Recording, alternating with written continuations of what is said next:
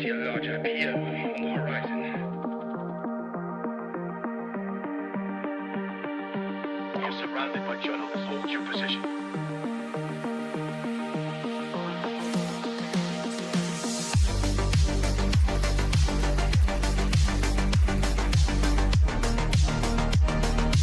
Overnight success. The Blazinator 3000.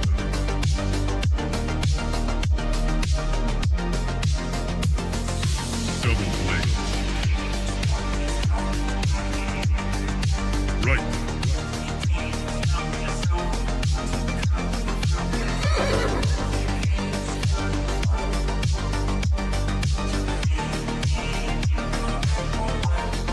That's misinformation.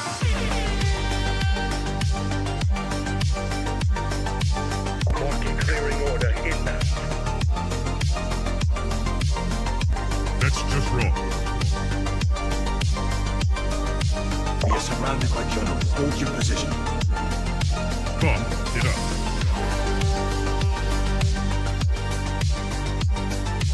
Trust the experts. Vibe coding. We are experts. Founder mode.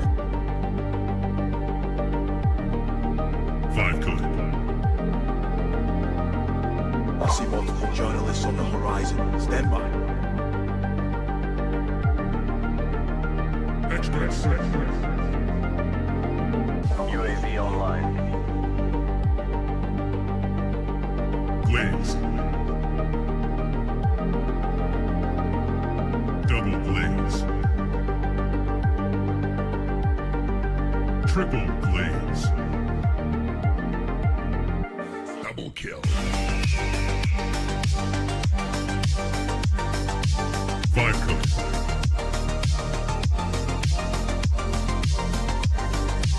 Wrong.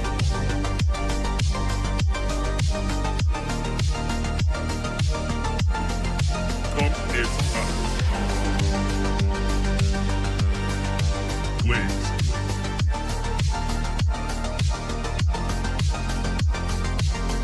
Team deathmatch.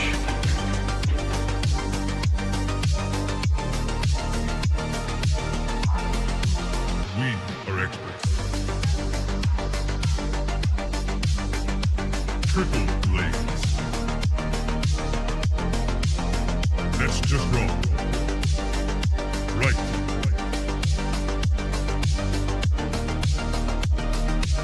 Marking clearing order inbound. Come, get up.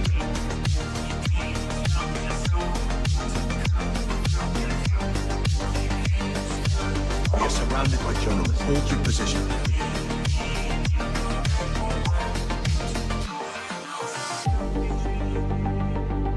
Strike one. Strike two.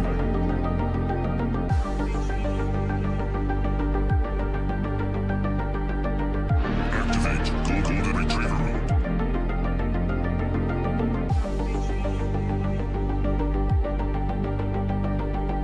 Trust the experts. Marking clearing order inbound. Vibe coded.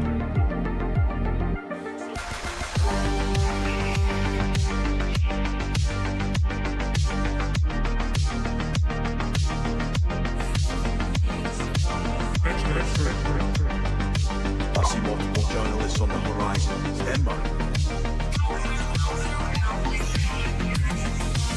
Founder mode.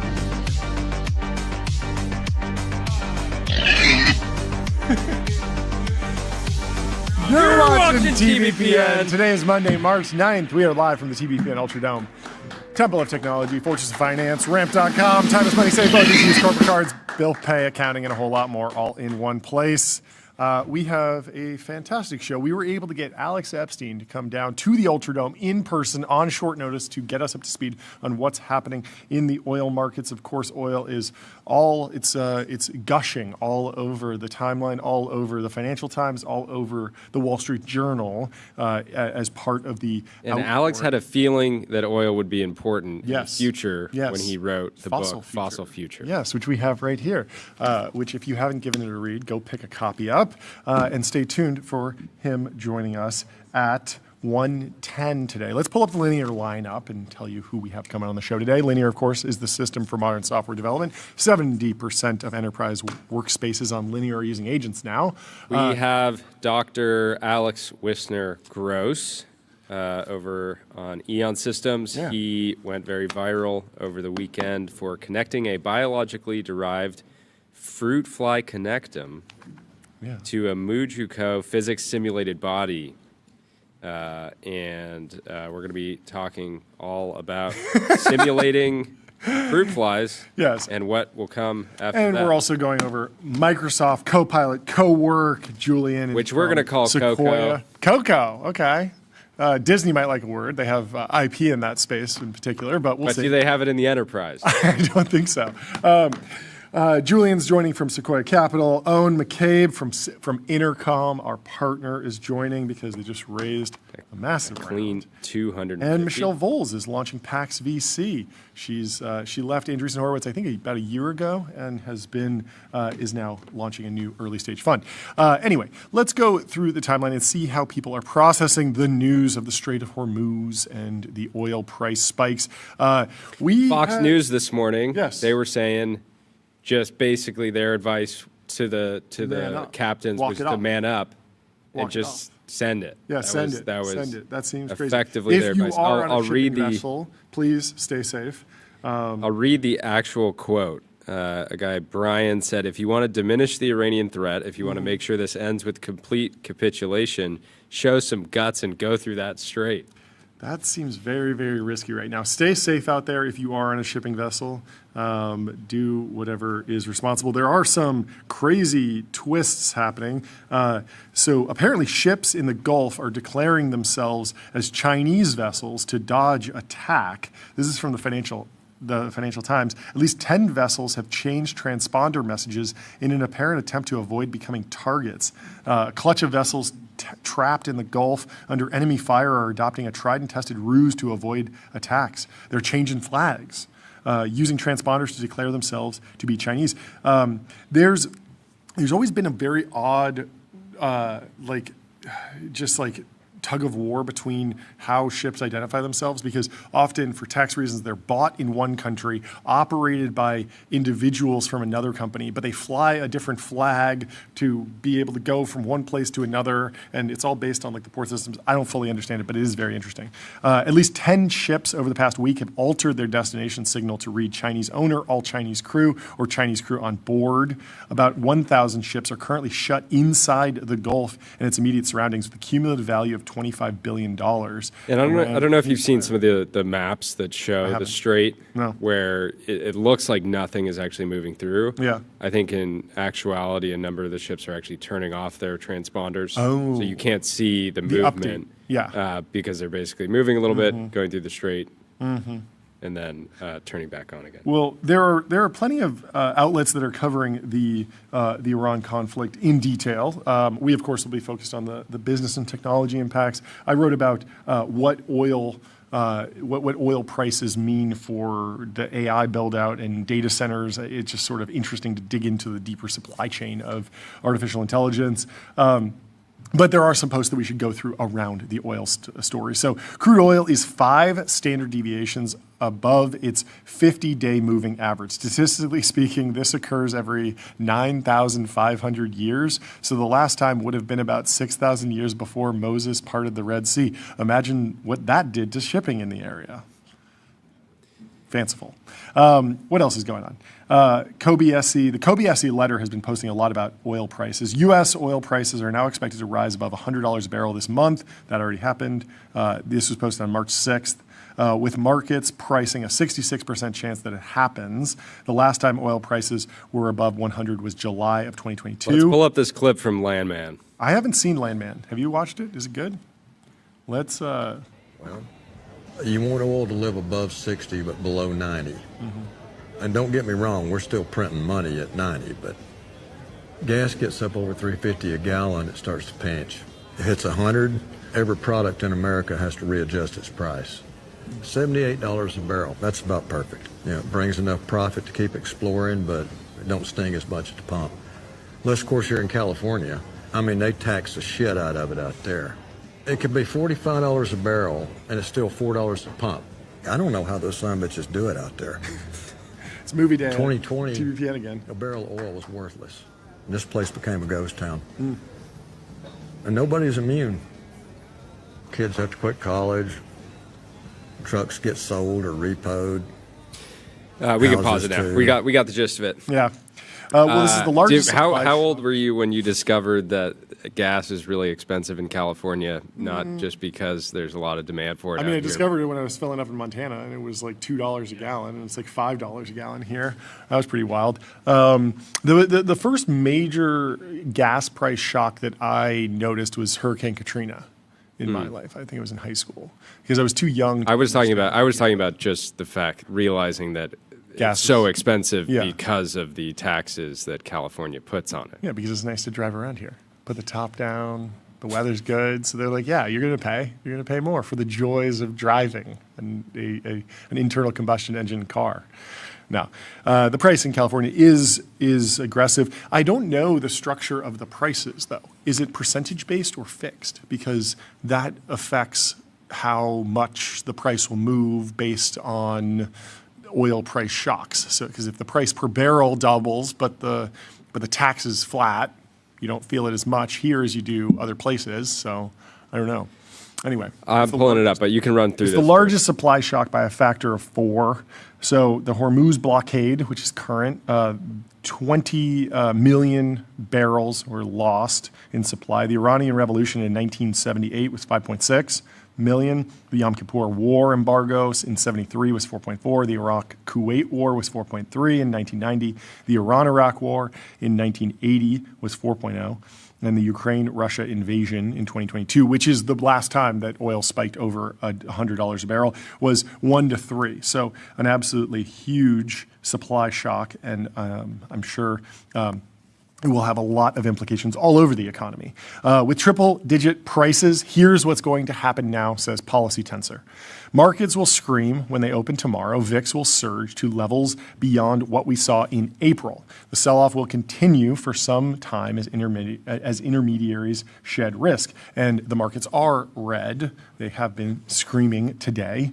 The VIX futures curve already has inverted, bid up by dealers looking for insurance. This predicts a massive sell-off. The pressure on this captured White House now, the pressure on this captured White House now beings in earnest. That's kind of sort of oddly written. Anyone can tell them that if this persists for very long, it will destroy the Trump presidency and gut the GOP for a generation. The controlling factor here, as I have told you over and over again, is that the United States does not have the military means to reopen Hormuz. There's no military solution in sight. This means that not only does Iran have the strategic upper hand now, it means that Iran enjoys the unambiguous strategic advantage. All they need to do is keep the thing closed until he capitulates. I put my neck out bar to call this in advance, and someone told him yesterday I was in the minority, perhaps even a minority of 1. No longer. I was correct. Just calling a shot. The blob heads and scribes were incorrect in their assessment of the strategic situation, and now markets will price to reflect reality. And we briefly touched on Scott Sumner's blog post on Substack at the end of Thursday's show, maybe Friday's show. We didn't get a chance to read it. I actually read through it earlier today, and it's pretty interesting. It basically makes the case. You know, it has a very controversial title. It says "Freak Out," and the thought is that like he's doom posting. Maybe it's about AI. Maybe it's about this particular conflict. He is more just reflecting on this dynamic between when the market freaks out, it acts as a moderating effect to policy. And so he gives a number of examples around like tariffs. Or more specifically, the admin. Yeah. Like the tariffs caused this massive circuit breaker, 5% sell-off in the market, and then that was internalized and very quickly adjusted, and there were a whole bunch of different carve-outs to sort of like create soft landings. And so he's actually, and what he's getting at is that after the fact, a lot of people say, look, you didn't need to freak out, because the taco happened. Trump always chickens out. The actual proposed policy effect didn't go into effect. And his point is that, it's precisely because people freaked out that it didn't go into effect. So freaking out is good in Scott Sumner's mind, at least. Anyway, I love this. We have a solution. We have a solution. If you're feeling the pain at the pump, pivot and get a horse. At oil at 110, the urban horse is the only option. Pulling up to the gas station on a horse is truly elite. I do want to know, what's the TCO on a horse with the food and the stables versus, just keeping a Ford Taurus in your, I don't know, that's something else. In your garage. The horse really mogs at the gas station in particular, right? Because it's just making everyone feel so stupid. Yeah, we got to go back. 1 horsepower is all you need. Nick Carter says, seeing a lot of non-process trusting panicans on the TL. and then he followed up by saying, that's what I thought, because the oil prices spiked up and then they fell down. And we did not get $120 a barrel oil. We got exactly 100, which was still... It's not like it's way too early to celebrate or anything. Yeah, exactly. There's an interesting...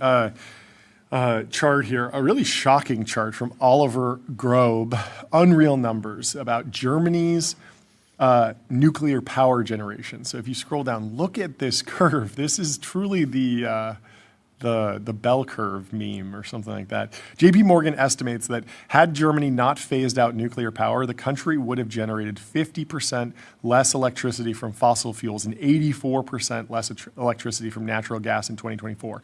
Electricity prices in Germany would have been around 25% lower, and the country would have imported half as much electricity.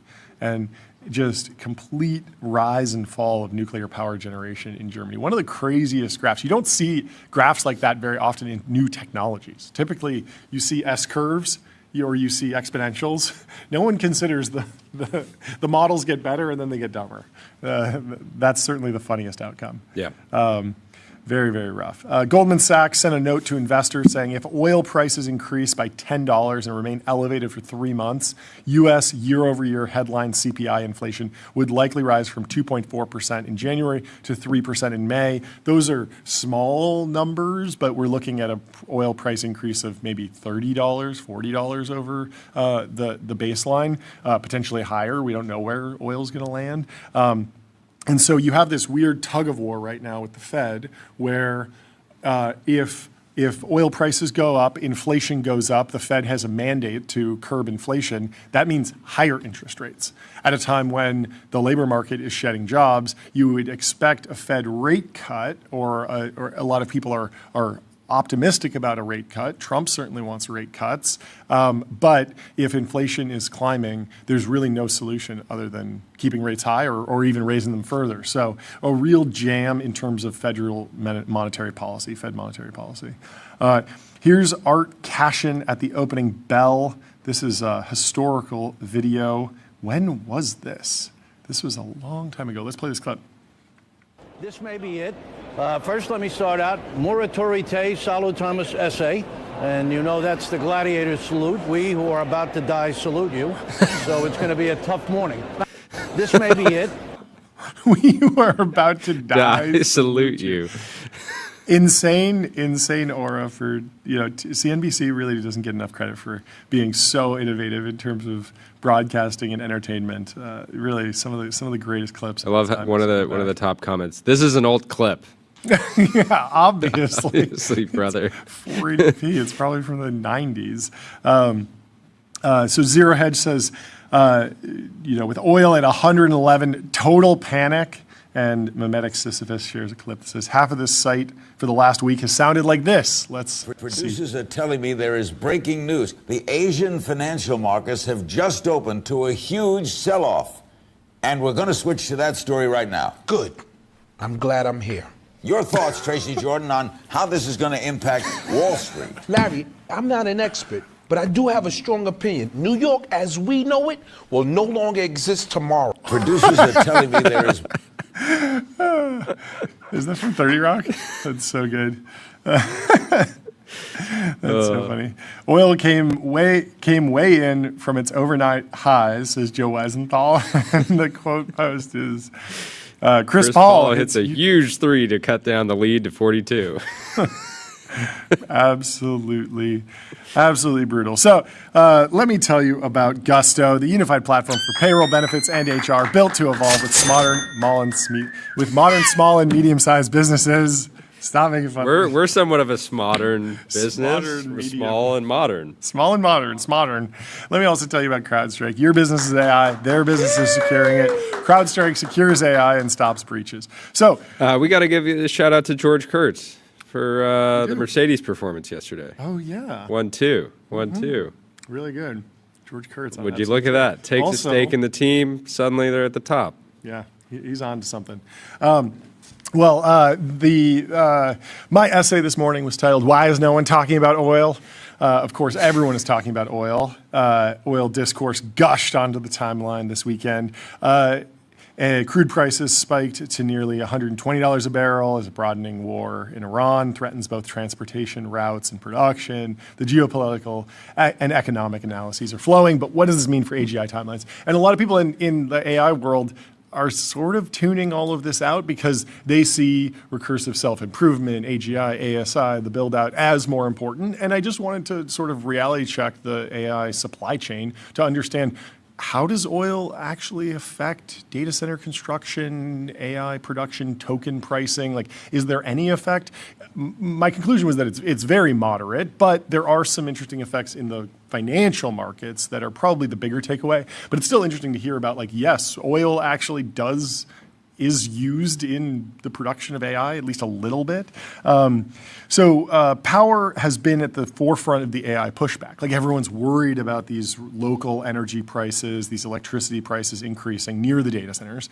And it's become like a political issue. But pain at the pump might become a bigger story as gasoline prices spike, and that has been pain at the pump. It's been the most tangible sign of inflation. It moves so quickly.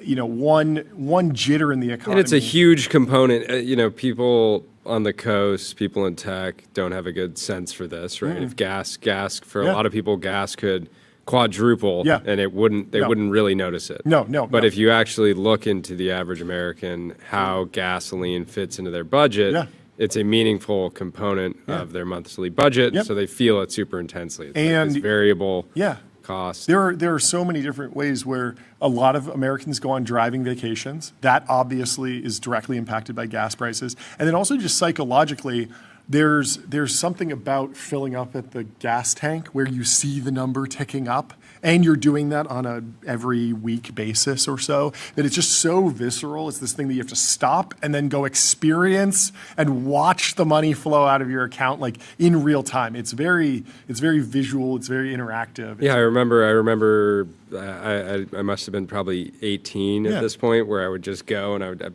like, for a long time I'd prepay for a certain amount of gas. I got $20. I got That's $20. How much let's see how much I get. I felt like I felt like the king of the castle once I just put my card down and let it run up. How far it'd go. No, totally. So pain at the pump's been like a big, broad economic issue. It's so visceral. Like, the actual phrase has a lot of power in politics and in like attack ads. Like, your gas prices are going up under this person. That's why you got to vote for me. This is common. But in AI circles, the discussion's been much more focused on RSI now is the new acronym that everyone's focusing on, not AGI. AGI's here. We know artificial general intelligence. We passed the Turing test. The models can do things generally, intelligently. But can they recursively self-improve? Are they RSI? Are we in RSI now? Is it coming? Is this going to be a fast takeoff? Is this going to be a slow takeoff? Well, something's taken off. Dylan Patel said, being in SF is like being in Wuhan right before the pandemic. Something is happening. It's going to hit everywhere, but so few people know it. So he's sort of echoing that something big is happening mentality, this idea of like recursive self-improvement, being AGI pilled. A lot of smart people agree. There's definitely something happening. There's still this question of like, what is sticky? Where will diffusion take longer? What will be sort of AGI resistant or ASI resistant for a variety of reasons, even if they're completely irrational and you could get a better thing from a computer, but people like the human version or whatever. The irony is that George Hotz hitting the timeline to raise money makes me more bullish on acceleration. Yeah. Right? Because if not, he's obviously not historically been a huge fan of venture capitalists. Well, he's not raising from traditional VCs, he said. He specifically said he wants to raise from like basically like friends and family type of round. He does want 20 million. We have this in the timeline somewhere. Where is this post from George I'll pull Hotz it up if you want to keep. Tiny Corp. He said that he's raising $20 million to buy a building. He's going to buy a building. Here it is. So he said, this is from Tiny Corp, the makers of Tiny Grad and the Tiny Box. If Tiny Corp was raising $20 million at $200 million valuation, who'd be interested? Business model is basically this. Buy an $11.5 million building with 5 megawatts of power, link in our Discord. Wait for AMD to launch the RDNA 5 96 gigabyte cards mid-2027. Pre-order 3,000 cards. Hopefully we can negotiate for $2,500 each. Build 500 $20,000 tiny boxes with 6 of the cards in each box. Run all the Chinese LLMs. Make $600,000 per month revenue selling tokens on OpenRouter. Market depth is there. This is 1% of OpenRouter. Improvements to TinyGrad yield revenue improvements. Due to how power is priced in Oregon, it's only like $50,000 for the electric bill before the 4 megawatts, before they price for peak, not usage. We get like 3C kilowatt hour power, 3 cents per kilowatt hour. We can also make $100,000 per month leasing co-location space to Comma. Building and cards paid off in 3 years max, investment made back, low risk of being undercut since we're using consumer GPUs and running the cheapest colo you can believe. If someone chill wants in, I'd do it. I'm not going to hype fake tech, but demand for tokens is going to skyrocket. Look at the OpenClaw install numbers. With crazy good optimizations, we could potentially get 3x more from the machines, and we have electricity for 3x more machines, 5.4 revenue per month, then continue to scale from there, custom chips, et cetera. He's starting a NeoCloud, or he's starting he's going to be serving tokens. So that was incredibly bullish. Demand is definitely there. At the same time, he sort of took the other side of like, this is different. This is crazy. He says there's no AGI. There's no magic threshold. You guys see auto research change the random seed from 42 to 137, and OMG, it's AGI, it's over. Yet you critique the junior engineer for the same stuff. The cost of development is falling. Overpaid engineering struggles to compete. That's the story. And he says humanity has been recursively self-improving for centuries. So everything new is old. I don't know. Obviously, I have a huge amount of respect for George, but at the same time, saying there is no artificial general intelligence when you're also arguing that engineers are struggling to compete with new technology that is replacing them. How is this not artificial intelligence competing with? Yeah. So I think he is agreeing with that, but it's that there is an immense amount of desire for this binary moment. This is the singular. Yeah, okay. This is AGI. This is ASI. The RSI is here. This thing is happening right now, and there's before and after, and everything has changed. And he just doesn't see it that way, I think. I think he sees it much more like the internet, the mobile phone, like other technologies that have been rolled out, Continuum. electricity. Yes, there is like a before and after, but you can only really, define the period by maybe a decade, and you need a few decades to understand that moment. It's very hard to go back and, there is like the iPhone moment, and there is like, the first launch of, I don't know, AOL. Like I don't even know what the iPhone moment of the internet was, just because it was sort of a slow rollout. Anyway, live GPU clusters. Where's Jordy going? Oh, you're moving the goalposts. Okay. Jordy's moving the goalposts. Where are you moving the goalposts to? Just over here. Okay, but why? Is there a reason? They have to be moved. George is moving the goalposts. Oh, okay. He's moving the goalposts. So I said, it's clear that the AI industry continues to grow and continues to need more and more power and compute, as we've seen from George Hotz's new project. That means large data center campuses. But if they're not in random office buildings that George is picking up on the cheap, they're probably going to be built with construction equipment. So what does this mean? They don't just drop from the heavens. They require building, which requires oil. But how much oil? And is a serious oil shock enough to impact the AI build-out in a meaningful way? Spoiler alert, basically no. But live GPU clusters in the United States do not use much oil directly. Only 0.6% of U.S. electricity in 2024 came from petroleum. We're much, much more dependent on natural gas. Something like 42% of U.S. electricity is natural gas. And so America ramped up natural gas production significantly over the past 2 decades. A lot of that was in reaction to the wars in the Middle East. Hey, we need to be less dependent on foreign oil. We need to be energy independent. And so you have the fracking boom, the natural gas boom, and that's where a lot of our fossil fuels come from today, I believe. Data centers only consume a single-digit % of U.S. electricity. So you're looking at 0.6% of a few percent is like the actual impact. So the short-term impact of high oil prices should be very limited on AI. Building out new capacity is much more that said, it's worth noting. I think it's something like Qatar produces something like 20% of the world's liquefied natural gas, right? So but not for us. Yeah, not for us. Yeah. So we're in a good spot, but this is going to impact the data center build-outs or active data centers across the rest of the world if this continues. Yeah. So when you're talking about building new capacity, building new data centers, oil is a little bit more involved. So diesel powers trucks, trains, boats, barges, generators, pumps, compressors, excavators, and tons more construction equipment. Petroleum is also broadly used for plastics, polyurethane, and solvents that all work their way into the data center supply chain.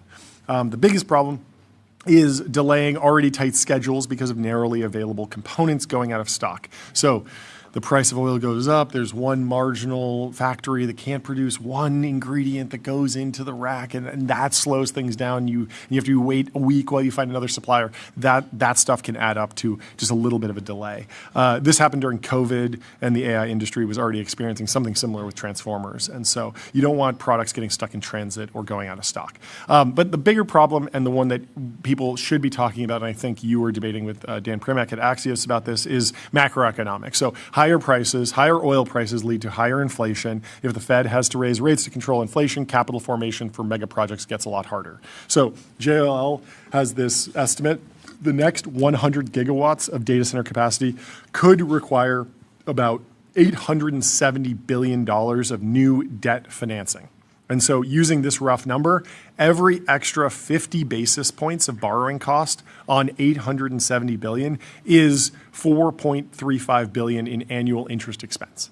And so I don't know if that's a huge squeeze on cash flow, but it's certainly a squeeze on cash flow. If you're a hyperscaler and you're going gigalong AI CapEx now, and you're like, yeah, we're going to do $200 billion this year, we're going to do $500 billion next year or whatever across a couple companies, you start looking at interest expense bills that are already huge, but then they're going to go up by $5 billion or up by a full extra billion just with a 50 basis point increase, 0.5%. So 0.5% change in the Fed funds rate can echo through. Even a 0.25% could probably be amplified into a multi-billion-dollar like cost line on your balance sheet or on your income statement as you're servicing that debt. Overall, higher oil prices do make the AI rollout harder, but not really for existing AI capacity. I wouldn't expect token pricing to change based on the price of oil. But there's this bigger question of macroeconomic resilience during a time where our largest tech companies are digging through the couch cushions to find every penny to win the AI future. Middle Eastern investors pulling back, I agree with you. I do think that this is a significant risk because if they pull back on big investments, makes these mega rounds more difficult. Retail investors could fly to oil stocks or defense stocks. They think that this is like going to be a thing for months and months and months. It could all flip if there's a quick resolution, though, which is what I'm hoping for. But if things continue, the AI industry walks an even tighter tightrope. So yeah, I mean, the big question right now is the hundreds of billions of dollars of sovereign AI projects in the Middle East, right? Yeah. I think a lot of those people are going to be like, do we want to send, billions of dollars of GPUs over there? Then also the money coming here is another thing where you might want to spend it elsewhere. Quickly, let me tell you about Turbo Puffer, serverless vector and full text search, built from first principles in object storage, fast, 10x cheaper, and extremely scalable. And let me also tell you about Public. Investing for those who take it seriously. Stocks, options, bonds, crypto, treasuries, and more with great customer service. Whatever your investing strategy is. We have to say happy birthday to Trey. Happy birthday, Trey. We love you. We're excited to have you. Thank you. One of our strongest soldiers. We appreciate you. It's been an honor podcast have you been noticing that it's been hotter in Los Angeles? I have. Downtown Los Angeles is forecasted to approach 100 degrees Fahrenheit on Thursday and Friday in March. Which is why not good. We're going to do the weather. Segment. We have a new segment for you today. We're alert. Doing the weather on TBPN. We have our very own Ben. We have Ben. Hello, guys. How are you? We're doing great. Thanks. Tell us about the weather. What's happening? Well, I want to start off by saying, as you can see, the weather today for the low of today is going to be 75 degrees Fahrenheit up there, high of 100 degrees Fahrenheit down there. But there's something I actually wanted to point out that I saw and I thought that was quite interesting. As you can see up here, there's a localized low pressure area up there and a localized high pressure area right down there, if you can see that right there. Does that mean rain? The issue with that's not normally an issue and not a cause for concern, and it's not very common for this time of the year. However, today, later in the afternoon, these two areas are going to collide, and they're going to hit each other. No. Really? And what that's going to cause is a barometric pressure inversion. Okay. It might sound a little bit scary, but I guarantee there's no cause for concern. All that means is that hot air rushing in from the west is going to collide with that cold air rushing in from the east, and it's going to cause a bunch of turbulence in the sky, moving all the airwaves around and oscillations in the sky. However, I want to add one more point. A byproduct of this effect is that all that humidity that dropped after that hot air moved to the bottom is going to raise up because of the water cycle, evaporation and stuff. It's going to raise up into the sky, into those clouds. It's going to cause big clouds in the sky, and eventually all that water is going to fall down onto the ground. We're going to have big rain later in the afternoon. Wait, it's actually going to rain in LA? Yeah, it might sound crazy, but I just want it for all you guys at home. I definitely try to step outside with a jacket today, maybe a hoodie, just in case the rain comes. Don't try to be a big shot. I'm fact checking you right now, and the weather app says it's going to be sunny all week. Is this just complete fake news? My team, those are the numbers my team gave me. This is complete fake news. No. This is the fakest news I've ever heard. No. All that literally, cold, the transatlantic current. John, I don't trust your app. I trust the weather. Apple says it's not going to rain the entire month. There's zero chance of rain. Did you look at the transatlantic current? No. Yep. The transatlantic current. Precipitation, 0 inches today. Ben's 0 inches tomorrow. 0 inches on Wednesday. John, you're really gonna trust an app. You're really gonna trust an application that was probably vibe coded yesterday over Ben, who's doing the weather. How did he get here? What happened here? No. If you look right there, you can see a localized high pressure area. That's a I localized. think this is an over-eager weatherman who's just looking for drama in the most boring weather market in America, which is Los Angeles. I think this is the most important story in the world. This is ridiculous. You guys can look at the jet streams. They're coming in from the west. I don't want to hear any more mumbo jumbo about jet streams. Get out of here. You're done. Great work, Ben. Thank you, Ben. The fake news weather will return. Maybe never. Who knows? Let me tell you about Restream. One live stream, 30-plus destinations. If you want a multi-stream, go to Restream.com. And let me also tell you about Gemini 3.1 Pro. With a more capable baseline, it's great for super complex tasks like visualizing difficult concepts, synthesizing data into a single view, the future, or bringing creative projects to life. This is the future of the weather. You have a weatherman who gets into a live altercation with one of the other hosts, who's just constantly fact-checking. It's on site next time, Ben. It's on site. If you pull up with some fake news on TBPN's weather report, it's on site. Ben, you crushed it. Good job. So it's not Adam Smith's birthday. It's the 25th anniversary of the publication. 250th anniversary of the publication of The Wealth of Nations. Tyler, you have a copy? I have two of our copies here. You have two of our copies. So yeah, usually I have one with me, but I didn't bring mine to work because we have a few here. Yeah, obviously. For those who don't know, give us the pitch for Wealth of Nations. Why should people read Wealth of Nations in 2026? Yeah, I mean, this is kind of the OG, economics book, right? Was it was like put it into like AI terms. Is this like situational awareness type of? This is like attention is all you need. It was like the ChatGPT moment for capitalism. Yes, yes. But I would like to, I have a few quotes I would like to read. Okay. All right, let me open them. Let's see. It's a big book. It's like 800 pages. It's very long. And it's really, really dry. I mean, it reads like it was written 250 years ago. Okay, so this is, I think this is kind of one of my favorite quotes. Yeah. Kind of the, seminal. Every individual necessarily labors to render the annual revenue of the society as great as he can. Mm-hmm. He generally, indeed, neither intends to promote the public interest, nor knows how much he is promoting it. Yes. He intends only his own gain. Yes.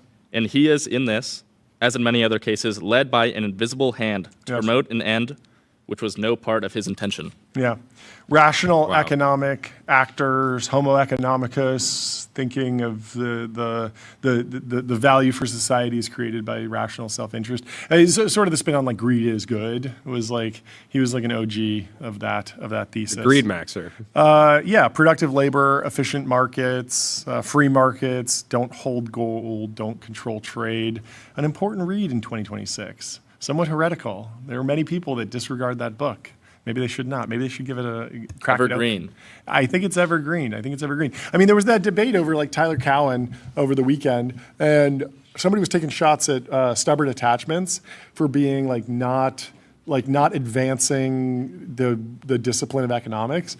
And my pushback to that was that I actually think it is it's just a fun read. It's like really well written, and it's very entertaining, and it's very thoughtful, but it's particularly interesting to hear someone sort of just rehash the tenets of liberal democratic capitalism in 2020. I think he read it in 2023, 2022, something like that. But like there are a lot of voices out there who are anti-capitalist, anti-democratic, anti-liberal, and Tyler Cowen is just retreating to like a time-tested, time-honored economic philosophy that is deliberately not revolutionary. And I thought that it was a great book for that reason, and that's why I recommend stubborn attachments to so many people and so widely. But if you want to crack open the real hard stuff, pick up a copy of The Wealth of Nations. Why is one of those copies so much smaller? Is the font size just smaller? Yeah, it's super small. It's also 2 columns. Oh, 2 columns! Wow. Yeah, if you can get through that, you're truly elite in the global economy. What does the timeline have to say about the masterwork that is turning 250? It's now needed more than ever, says the Washington Post. On March 9th, 1776, 4 months before the American colonies broke with Britain over the issue of taxation, a little-known Scottish thinker published a long, dense book with an unpromising title, Shots fired. An inquiry into the nature and causes of the wealth of nations. 250 years later, Adam Smith is, by any objective measure, easily the most widely cited and widely quoted economist who ever lived. Astonishingly, his work still frames the central questions we face, not just about free markets, trade, and capitalism, but about the nature of human society itself and even what it is to be human at all. Smith was born in 1723 in Kirkcaldy, Scotland. Educated at the Universities of Glasgow and Oxford, he initially made his name not as an economist, but as a moral philosopher. His first published book, The Theory of Moral Sentiments, offered a radical theory of how we form moral judgments. Radical because it derived from the creation of moral values, not from scripture or divine grace, but from human sympathy and mutual regard. The Wealth of Nations, as his second major work came to be known, was an extension of that product. The book is not, as sometimes believed, a hymn to greed, a pain to market fundamentalism, or red in the tooth and claw capitalism. It was an attempt to understand how a commercial society could generate prosperity without collapsing into corruption. This 250th anniversary is not a moment for hagiography. It is an opportunity to recover a way of thinking that is directly relevant, indeed urgent, to the economic, social, and political challenges we face today. Begin with trade. In his own time, Smith's great target was mercantilism, or what he called the mercantile system, the idea that wealth consists of hoarded bullion and that trade is a zero-sum contest. Governments granted monopolies, imposed tariffs, and manipulated commerce in the purported pursuit of national strength. Producers were widely protected, consumers often ignored altogether. Against this, Smith One of these argued, days, we should have Tyler just do a speed reading of The Wealth of Nations live on the show. As long as speed run? Wealth of Nations speed run, any percent glitchless. You need to do glitchless, though. For sure, a glitchless run is the only way we can do it. No glitching, no AI summaries. I think that would take you probably 5 days. Probably 5 days. It's so dense. Have you seen how fast you can rip a Rubik's Cube? This edition is 480 pages around. Oh yeah, I guess you don't have to read all the footnotes and stuff. You can kind of skip through it, but it is a thick book. But the way it's written is just really not fun to read. It's like it reads like it's 250 years old. It's not like a page turner. Well, we need to talk about the wealth. But first, Vibe.co. Where D2C brands, B2B startups, and AI companies advertise on streaming TV, pick channels, target audiences, and measure sales just like on Meta. And let's also tell you about Fin.ai, the #1 AI agent for customer service. If you want AI to handle your customer support, go to Fin.ai. We need to talk about the wealth of Sundar Pitch AI. Pitch AI. Sundar, a new pay deal worth up to $692 million. Is this like 10 times what Tim Cook's making? No, it must be overtime, right? I mean, Cook's making around 70 a year. 70 a year combined. So if he works for 10 years, he makes what Sundar makes in 3? There's going to be a conversation. It is. I mean, but this is what we've been advocating for this. So this is good. We're in support. Yeah, but Google has increased Sundar's potential pay to $692 million over the next 3 years. You know that Tim Cook dropped this in the Apple board members group chat as soon as it hit. He was just like, dude, this is a cool article. You should read this. Drops it in. Just drops thoughts, it. Question Thoughts? mark? Yeah, exactly. The bulk of his package comes in performance units with a target value of $126 million split evenly into two tranches. The PSUs are valued by the parent company, blah, blah, blah. It could pay out as much as twice the target, or a quarter billion, if it outperforms significantly, or nothing if it lags behind. Got to beat the S&P 100. Pichai will receive Waymo stock with a target stock in Waymo with a target value of $130 million and $45 million in Wing Aviation. That's their drone delivery platform. Again, both can pay out up to 200% of the target. Yeah, you got a lot of incentive pay. Like if he delivers and the company does well, he should be richly rewarded. Barron's was writing about the death of the Mag 7. Mag 7's over. Up and down Wall Street, the Mag 7 era ends. Barron's is calling it. They said, stick a fork in it. Turn out the lights. Hasta la vista. Say it any way you'd like. The simple truth is the Mag 7 trade is over. Finito. I love Barron's writing. dead. The collective stock market outperformance of those 7 tech icons, Alphabet, Amazon.com, Apple, Meta Platforms, NVIDIA, Microsoft, and Tesla, is now a thing of the past. The group may still do okay, and some of the individual stocks may even kill it, but the slam dunk, set it and forget it, run circles around the market era of the Mag 7 is gone with the wind. Recall that B of A securities analyst Michael Harnett coined the term Mag 7 in 2023, pretty recently, referring to the 1970s John Sturges Western gunslinger flick, an adaptation of Akira Kurosawa's 1954 film, Seven Samurai. Have you seen Seven Samurai? No. Have you seen The Magnificent Seven? The stocks? No, the movie, the Western. No. Based on the Seven Samurai. In what world? Production team, has anyone seen either of those movies? I think we watched them in school. Okay. Seven Samurai. Oh, Which you're ones have you seen? saying you didn't watch them, you studied them? Well, Is that what you're yeah. saying? Haven't seen them in a while. Which ones have you seen, Tyler? Seven Samurai. Seven Samurai. It's a great one. It's a very good movie. Anyway, Barron's is bearish on the Mag 7, but Sounds Sundar like Pichai is doubling Cope. down. It does sound like Cope. I think the Mag 7 will do. It's very like well. it's over for the largest and most profitable companies in history that stand to benefit. Yeah. The actual argument was the growth to value narrative, the loss of cash flow as they increasingly invest in CapEx. The financials will look very different. There'll be margin compression, that type of thing. It's not an unreasonable take, but it's just funny the way it's written. Anyway, Sundar Pichai took over as CEO in August of 2015. He's going on 11 years in the seat. Google's market cap has increased almost sevenfold, from $500 billion to $3.6 trillion, briefly topping $4 trillion in January. This surge has made the Indian-born 53-year-old former McKinsey consultant a billionaire. He joined in 2004 and made his name developing the Chrome browser and leading the Android division. He had been criticized for being too slow to adopt AI at the search giant, allowing OpenAI to release the first hit product, ChatGPT, in late 2022, but has since bounced back, releasing cutting-edge AI models and integrating the technology into its dominant search engine. Yes, he's done very, very well on that front. Pichai has also navigated a duo of antitrust cases brought against Google's search and app store businesses, avoiding the worst-case scenario of forced breakup. A third lawsuit is pending against the advertising network. Tyler, do you think that DeepMind counts as RSI capable at this point? Recursive self-improvement. So there was a take on the timeline where basically someone was making the argument that XAI is cooked because while Anthropic is using Claude to build Claude and OpenAI is using Codex to build Codex. So both of those leading private AI labs are recursively self-improving.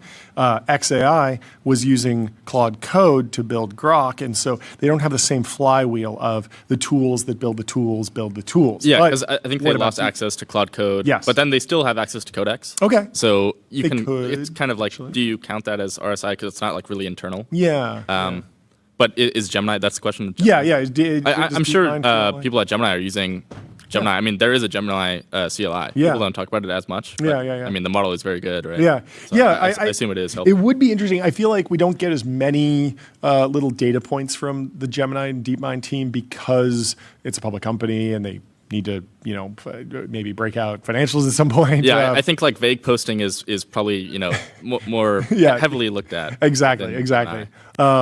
Because you would, because it's totally possible that they're doing the same thing. I mean, Demis has been extremely just very clear about the path this goes, and he's very AGI-pilled. He understands the exponentials and whatnot. So he's certainly messaged it at a high level without actually saying, definitively, yes, like we are at a point where we're not writing any code by hand. That type of phrasing that you see in the RSI crowd. Anyway. Pichai last got a stock award in December of 2022 worth $218 million, which was structured in the same way. His earnings are topped up by his personal security costs, which rose to $8.3 million in 2024. Earlier in the week, he sold 32,500 Class C shares at an average price of $303, worth roughly $10 million. The Bloomberg Billionaires Index estimates that he has sold about $650 million in stock since becoming CEO. They still own, along with his wife, he owns 1.67 million shares of Google, worth $500 million at the latest stock price. And Google's founders, Sergey Brin and Larry Page, still control the company through their ownership of super voting Class B stock, which gives them 56% of decision-making power. Interesting. I think you got to give Miami paper hands. Oh, he sold $650 million of stock. No. He sold that, but he's and he only owns $500 million. So yeah, he sold more. I'm just than saying. half. Hopefully, he put it all into Paper hands video. for shy. But he's getting topped up, and he's diamond handing's the new. He's diamond handing. I know. the I'm new just saying. Looking at the stock chart since 2015 when he became CEO, he would have done pretty well just to not do anything and trust his own process. Hey, maybe he has an amazing car collection or something. You know, there's a lot of get to rotate things. into metal. Maybe You can't drive a Google Class A share. You can't sleep on a bed of Class C shares, Jordy. You gotta get liquid. No, you gotta give Miami Tech its due, because everyone's saying, "Oh, Miami Tech, they don't have any startups. There's no funding there. Miami Tech isn't panning out." Well, Google now counts as a Miami Tech company because the Google founders bought houses there. You also got to count Meta as a Miami Tech company because Mark Zuckerberg has a house there. So you put Meta and Google. That's like $6 trillion in market cap for tech companies all in Miami. I count it. Anyway, moving on. Owner of Four Loko is exploring a sale of the storied alcohol brand, sources say. Wow. Let's dig into this, but first, let me tell you about Plaid.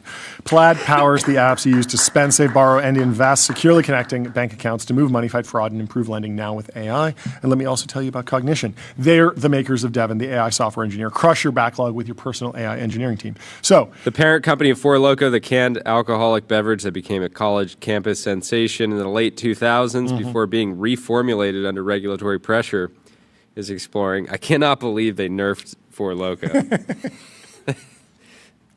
It was too powerful. It was too powerful. You can just imagine the trajectory of the United States if it hadn't been nerfed, and then straight downward. Really? Yes. It was so bad. It was so. I thought people were having like heart attacks. Yes, it was terrible. So really? Four Loko was a 24-ounce can, so twice the size of a normal alcoholic beverage. Trey, the birthday boy, says it was amazing. It was amazing. Okay. Now we have buzzballs. That's true. So Four Loko, the original formulation was twice as big as a normal can of Bud Light or Miller Lite or Coors Light, your normal beer, something that you would grab. So it was 2 drinks that way. And then instead of it being 3.2% alcohol or 4.5% alcohol, it was like 10% alcohol. It was the strength of like wine almost. And so a single Four Loko was like 4 or 5 beers in one can. And then they also added like 200 milligrams of caffeine. So you would become incredibly intoxicated and inebriated, but then also incredibly stimulated from all the caffeine, and that spelled doom for many people. People would be very high functioning, but completely inebriated and discombobulated, and so they would get into all sorts of trouble, whether or not it was behind a motor vehicle or discombobulator. It was the discombobulator. It was also wildly illegal from an FDA perspective. You can't mix alcohol and caffeine in a single product. That's just a rule that they chose not to follow, and they figured out how to make it. And then the FDA eventually gave them a warning letter, and they pulled the caffeine out, and that, of course, killed the viral sensation that was Four Loko. But apparently, the company continued to sell products that were compliant with the current FDA regulation. Nerf. That's nerfed. Yes, the Nerf Four Loko continued to somehow they're looking to and potentially will capture somewhere around $400 million on the sale. The brand value. So it's hilarious that they're working with JP Morgan on this. That's wild. So Fusion Products is the owner of the brand. They're working with JP Morgan on the sale process. The potential sale underscores how ready-to-drink beverages have emerged as a growth category in an otherwise sluggish alcohol market. U.S. beer, wine, and spirits sales declined in 2025. We've talked to a number of guests about the declining alcohol sales as folks move over to more functional beverages. Here's what the CMO had to say. For over a decade, our sales have been the leading flavored malted beverage have been leading the flavored malted beverage market by embracing bold innovation, unconventional marketing, and a risk-taking attitude that delivers results year after year. I guess they kept building. They also own... The parent company also owns Mamitas, yes. Pirate Water, Basico Tequila, and just Earthquake. Earthquake seems like something you definitely want. From the makers of Four Loko, Earthquake. Pirate Water is a wild name for a brand too. I mean, it's a distinctive can. It looks remarkable. It jumps off the shelves. When the Four Loko Nerf went into effect and they pulled them from the shelves, because before they reformulated without the caffeine, they had to pull them from the shelves entirely. They were a hot commodity, and folks would go around stockpiling them before they were banned, and they were one of the most guarded resources in all of college campuses. Wow, Earthquake is just a can that's just 10% alcohol. Wow. Do not recommend. Very risky. Never quake. Anyway, in 2010, the FDA sent warning letters to caffeinated alcohol beverage makers, including Four Loko, saying that the caffeine in their products constituted an unsafe food additive. So the FDA has specific categories for regulation around what is an alcoholic beverage, what is a caffeinated beverage, and the two shall mix. So they don't let you put these two things together. Of course, vodka Red Bull was the precursor to this, where folks would order a Red Bull and then they would put vodka in it, I think, but at a bar, which is made at the time of sale. And so that was legal, I believe.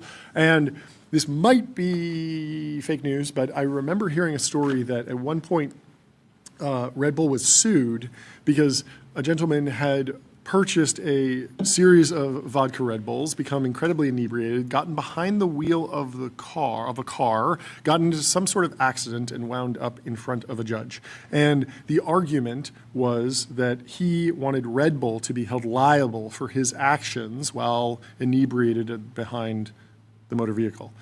And his argument was that it was only because of the product, Red Bull, had been mixed with the vodka, that he made the decision that he was alert enough, stimulated enough from the caffeine to get behind the car wheel in the first place. And this might be apocryphal, but the story goes that Red Bull made the argument that the caffeine actually made him more capable to drive, not less capable to drive, and actually increased the safety of the driver and the vehicle, and so they were held not responsible. But I don't know, that's just like an old wives' tale in CPG. I don't know if it's true. Anyway, let's move on to Phantom Cash. Fund your wallet without exchanges or middlemen and spend with the Phantom Card. And let me also tell you about Labelbox. RL Environments, voice, robotics, evals, and expert human data. Labelbox is the data factory behind the world's leading AI teams. So we're all preparing for the singularity. What is this, doing dishes? Just like, oh, if you're doing dishes, you're not worried about Dylan Patel's viral post saying that being in SF is like being in Wuhan right before the pandemic. Something is happening. It's going to hit everywhere, but so few people know it. And that is the question of are we in a software-only singularity where the dishwasher is life as normal? And every time I go to the COVID analogy, I start a clock. Because I remember tracking COVID in January, and I remember the viral post, Bology posted in February, going viral. And then in March, the NBA shut down, and in April, everyone was locked down. And so every time I see one of these, it's like COVID. I'm like, okay, let's see what it's like in 8 weeks. Like 8 weeks is not that long. In 8 weeks, if I go outside and things look radically different, and you talk to random people and it's wildly different, then we're like, okay, yes, that analogy was correct. But if it's more like in 8 weeks, we're like, oh yeah, like technology is getting more exciting, and like tech companies are changing, and like the market's moving, but like the dishwasher is unaffected, the pizza place on the corner is unaffected. That's always how I just think people underrate like how crazy a global plague was. Like, it's literally like a once in 100, like the most insane thing ever. It's the craziest change to literally everything from the sports that you watch. You couldn't go to the movie theater. You couldn't go to dinner. Like, everything was changed for like a full year. It was like complete upheaval in our society, and might happen, but 8 weeks is a little fast for me. And if you live in LA, probably still be able to go to the beach. I think so. So that's... But maybe not. Maybe everything's... Maybe I did have a funny moment yesterday. I was telling you, but I'll share it again. I was talking with my car detailer, who's become a dear friend, and he was telling me that the people in my area cancel their appointments at a much higher rate than the people in the rest of LA. And he was talking about running analytics on iMessage, and I was like, how do you do that? And he's like, he's fully running OpenClaw. So he's now using OpenClaw to run his like car detailing business. He's like, just always running in the background. It's to him, he was like, it's some combination of having like an EA or a CEO. It's like helping me manage the calendar, helping with comms, helping me make smarter decisions on routing and scheduling and all these things. So when you book a detailing, meaning that this gentleman is coming to your house and cleaning your car, you send an iMessage to him, correct? Yeah. And that is what is so interesting about OpenClaw, is that there were probably 1,000 companies that were like, we're vertical SaaS for auto detailing. You got to do everything over email. And they just got eaten alive because people use iMessage, and iMessage has been this closed ecosystem that private companies could never access before. But it makes so much sense for him to say, hey, run through all my iMessages, and if I'm talking to my friends about the F1 race, just discard that. But if I'm talking to a client about potentially booking a detailing, put that in a spreadsheet, organize that, and then run some analytics and tell me what the patterns are. And that's just something that should have been SaaS for a decade, but Apple has a walled garden that has now been smashed down by OpenClaw, and I think it's really cool. And I think that that's what we're seeing, the first like use cases for OpenClaw. It's like things that could not happen for business reasons, for logical reasons, sometimes for legal reasons, if you're talking about like downloading illegal films, like the Napster analogy. But a lot of times it's just Apple didn't want to do a deal to integrate iMessage into Salesforce. The way to break down the walled garden was just to have a digital guy. Basically, who just combs over all this. So is that a new type of software that should have existed that now is unlocked? Is it disruptive? Like, it's not like he stopped using his previous CRM, probably didn't have anything. So now he has something? So, he's pretty tech forward. He's tried every single SaaS tool that there is, but like at the end of the day, having like a digital guy that has access to all of your tools is just a much better experience. And so I want to know what his bill is.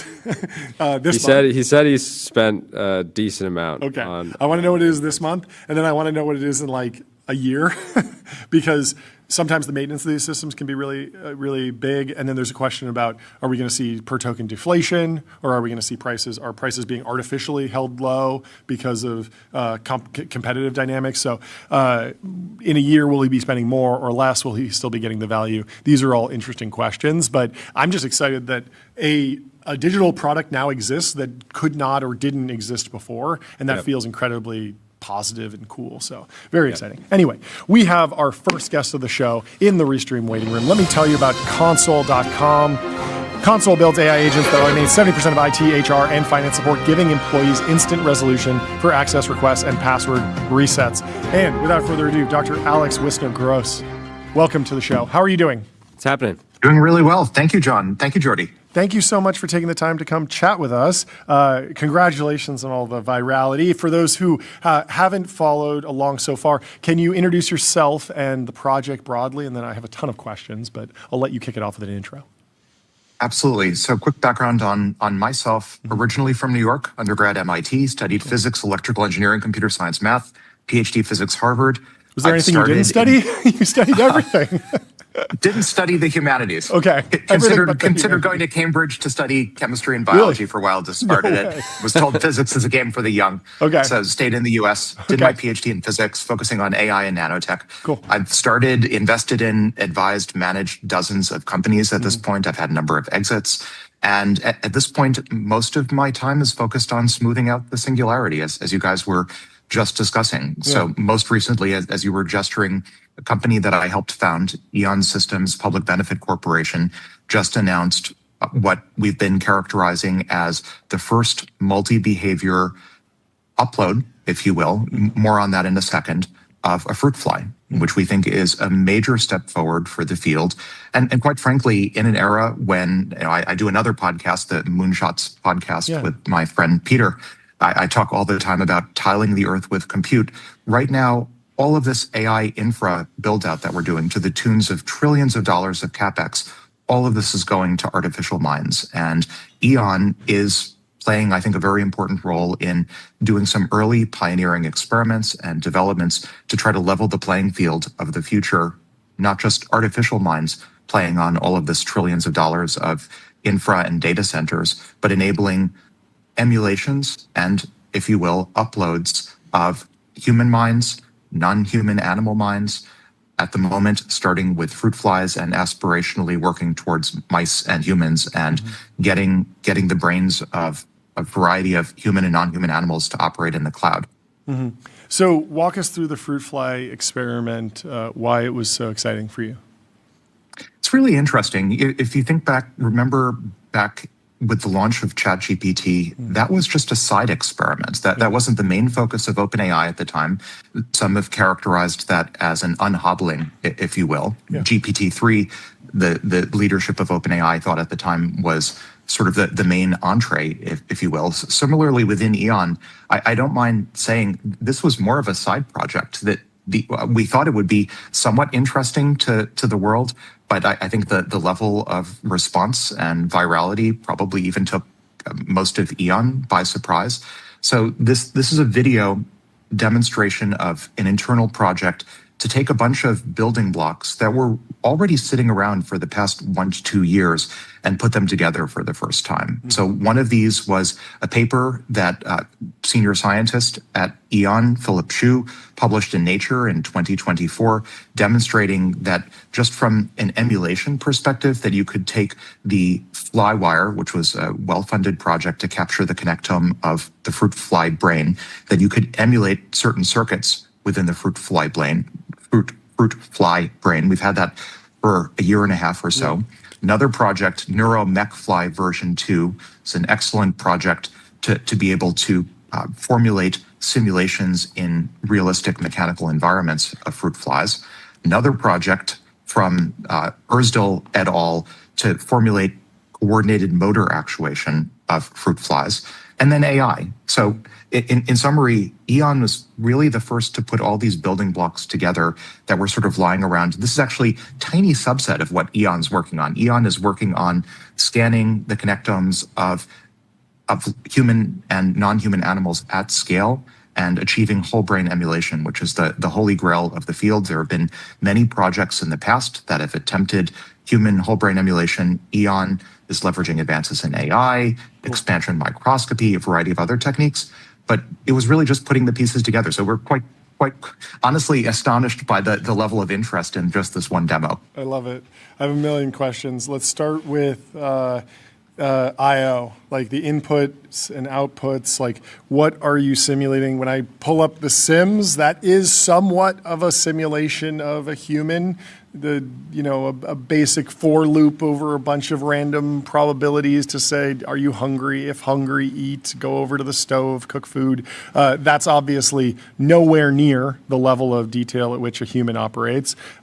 Is there an abstraction layer here where the output is quantized to things that you would think a fly would do, like move a wing, or are you operating at the level of like choose to fly, or at what level of abstraction is the fly's output happening?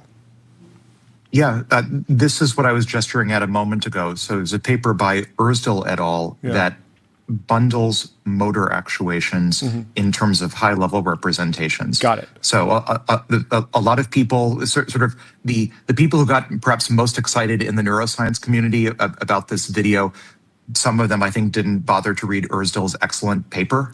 So a lot of those, this is why I'm saying a lot of the pieces were sort of lying on the ground waiting for us to pick up and put together. So these like these abstract motor movements were already available. Just no one had ever prior to this bothered to wire them up. That's cool. Then what is do you need a system prompt? Like, do you need like an initialization function, or once you synthesize the connectome, synthesize the connections in the brain, things just start firing? Do you have to trigger something to start the process of consciousness, or whatever you call whatever the fly is doing? No system prompt needed. On the other hand, in the early days of ChatGPT before instruction tuning, there was no system prompt either.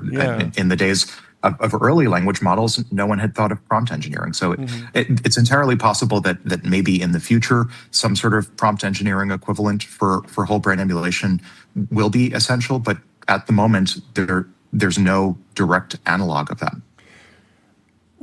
Help me compare some of the scales that we're talking about on complexity of a fly, complexity of a mouse, complexity of a human. I imagine that we're on some sort of exponential here, but how many orders of magnitude in complexity, size, number of neurons, something like that, whatever the metric is, how far away are we from humanity? We're many orders of magnitude away. So the canonical estimate for the human brain is, depending on how you count brain cells, and there are multiple types of brain cells, call it order of magnitude 100 to 200 billion cells in the brain. We're many orders of magnitude, orders of magnitude away from that. So this isn't going to happen immediately. We're not going to get human whole brain emulation immediately. On the other hand, I think it's important. I think back to the early days of driverless cars and autonomous vehicles. And what the world is missing right now is, I think, sort of a scale or a framework for starting to think about what that future looks like. We're at the earliest stages of that.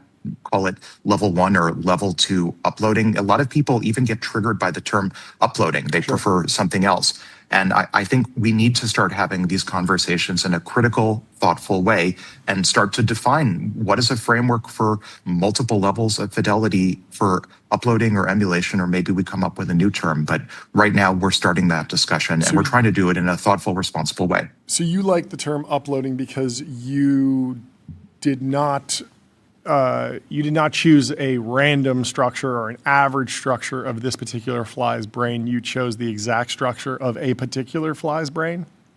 This is a very expensive structure of a very particular fly's brain. This was the structure was, again, captured through the Flywire project at great expense. So that's like a clone, digital twin type of thing, right? Is that aspirationally? I mean, again, we're at the earliest stages. I don't want to oversell. This is just a prototype. And quite frankly, this is a sliver of everything that Eoghan is doing. But the fact that Eoghan was able to put a few of these pieces together, build a prototype with relatively small effort, suggests that, we talk in the AI community all the time about overhangs. Many people thought that the arrival of large language models was in some sense a technological overhang, that we could have, one could imagine a thought experiment. Could we have had large language models 20 years ago if we simply knew what we should have been building?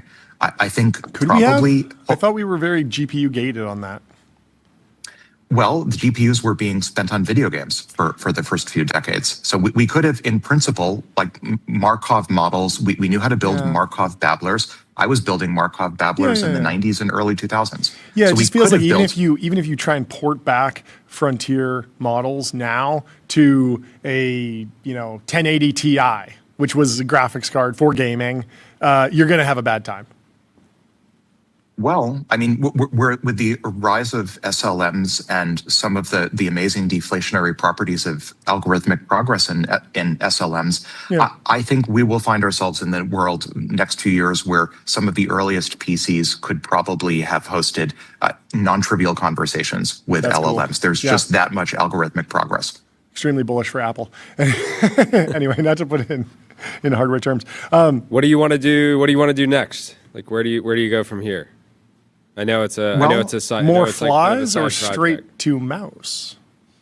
It's such a profoundly interesting question. So Eoghan is beginning fundraising. Eoghan wants to tackle both mice and men. And I think the timescale will be determined by both technical capability increases and also fundraising abilities. So I think it's an interesting time. I like to say, on my other pod, that the singularity looks like all sci-fi tropes happening everywhere all at once. And one of these sci-fi tropes is most definitely mind uploading. And I'm doing my best vis-a-vis Eoghan systems to push that part a little bit to the left so that the AIs don't have the Dyson swarm all to themselves. Interesting. Architecturally, what does the neural network look like that you've built for the fly? Is it similar to a large language model like transformer-based architecture? Or are you a beneficiary of attention? Is all you need? Totally unlike the transformer. Totally unlike the transformer. So transformer architecture, if you subtract off the encoder and decoder layers, comes in many variants, but in the most vanilla variant looks like alternating linear and attention layers. So totally unlike the transformer architecture, at least if you look at it. It looks like a little bit more like a graph neural network, but really that's such an AI way of framing it.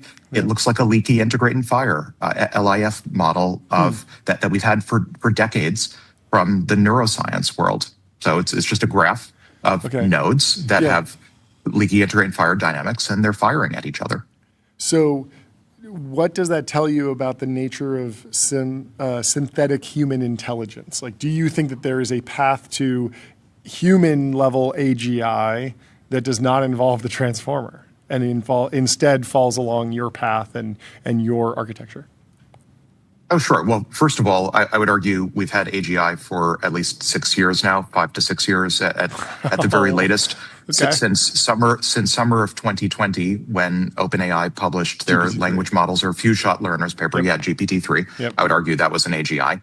So I think there are many ways. My bet is there are many ways to achieve generality of intelligence. I published a paper a number of years ago arguing that not only is intelligent behavior a general process, I went further and argued that it is a general physical process that you can even formulate intelligent behavior in pure thermodynamic terms. So my bet is intelligence is this very, very general effect and lots of ways to implement it. Interesting. You've mentioned AGI 6 years ago, singularity here, and you're smoothing it. Do you have other sort of binary benchmarks that you're looking towards, like ASI, recursive self-improvement? Are any of these terms useful to you? Oh, we're already there. I mean, we're already in the era of recursive self-improvement. All of the frontier labs are pretty public about it. At this point, I'm looking past the singularity. So I spend most of my time on bets for what the post-singularity world looks like. So Eoghan is one of those bets. Another bet, I have a company, Physical Superintelligence, that's trying to solve all of physics with AI and doing an amazing job. I just wrote a book with Peter called Solve Everything, arguing that entire disciplines are going to get steamrolled by superintelligence, and that what matters now is what disciplines we aim the superintelligence at. Interesting. What decisions do you make in your personal life, in the way that you live, that are based around your beliefs around technological progress? There are a few that come to mind. So one is I'm hoping not to die. It would be a shame if I died sometime soon and get to miss the most exciting developments. Same. That's what gets the applause. That's great. Yeah. That's a white pill. White pill. Very good. Brian Johnson thanks me in advance. But I think also, I mean, there are so many other angles. Another is not trying to bet against the collective intelligence of the market. I've had a number of friends who thought they could outsmart all of the AI algo traders and day trade, and they when they inevitably fail, they attribute it to bad luck or something other than just fundamentally betting against progress and betting against AI intelligence. So trying not to make the mistake of betting against collective intelligence of civilization and AI capabilities. I'm trying to make bets assuming that the AI capabilities keep increasing to the point where they're ontologically shocking, and trying not to duplicate effort of frontier labs. And I think that's perhaps something I don't see enough of in the venture community. So many new startups being formed now just aren't being ambitious enough. I have startups that newly formed or recently formed that are literally trying to grow new islands and new coastlines with AI. That would have been unthinkable years ago. I have a startup that's working. That's with physical AI, or they're just dreaming them up.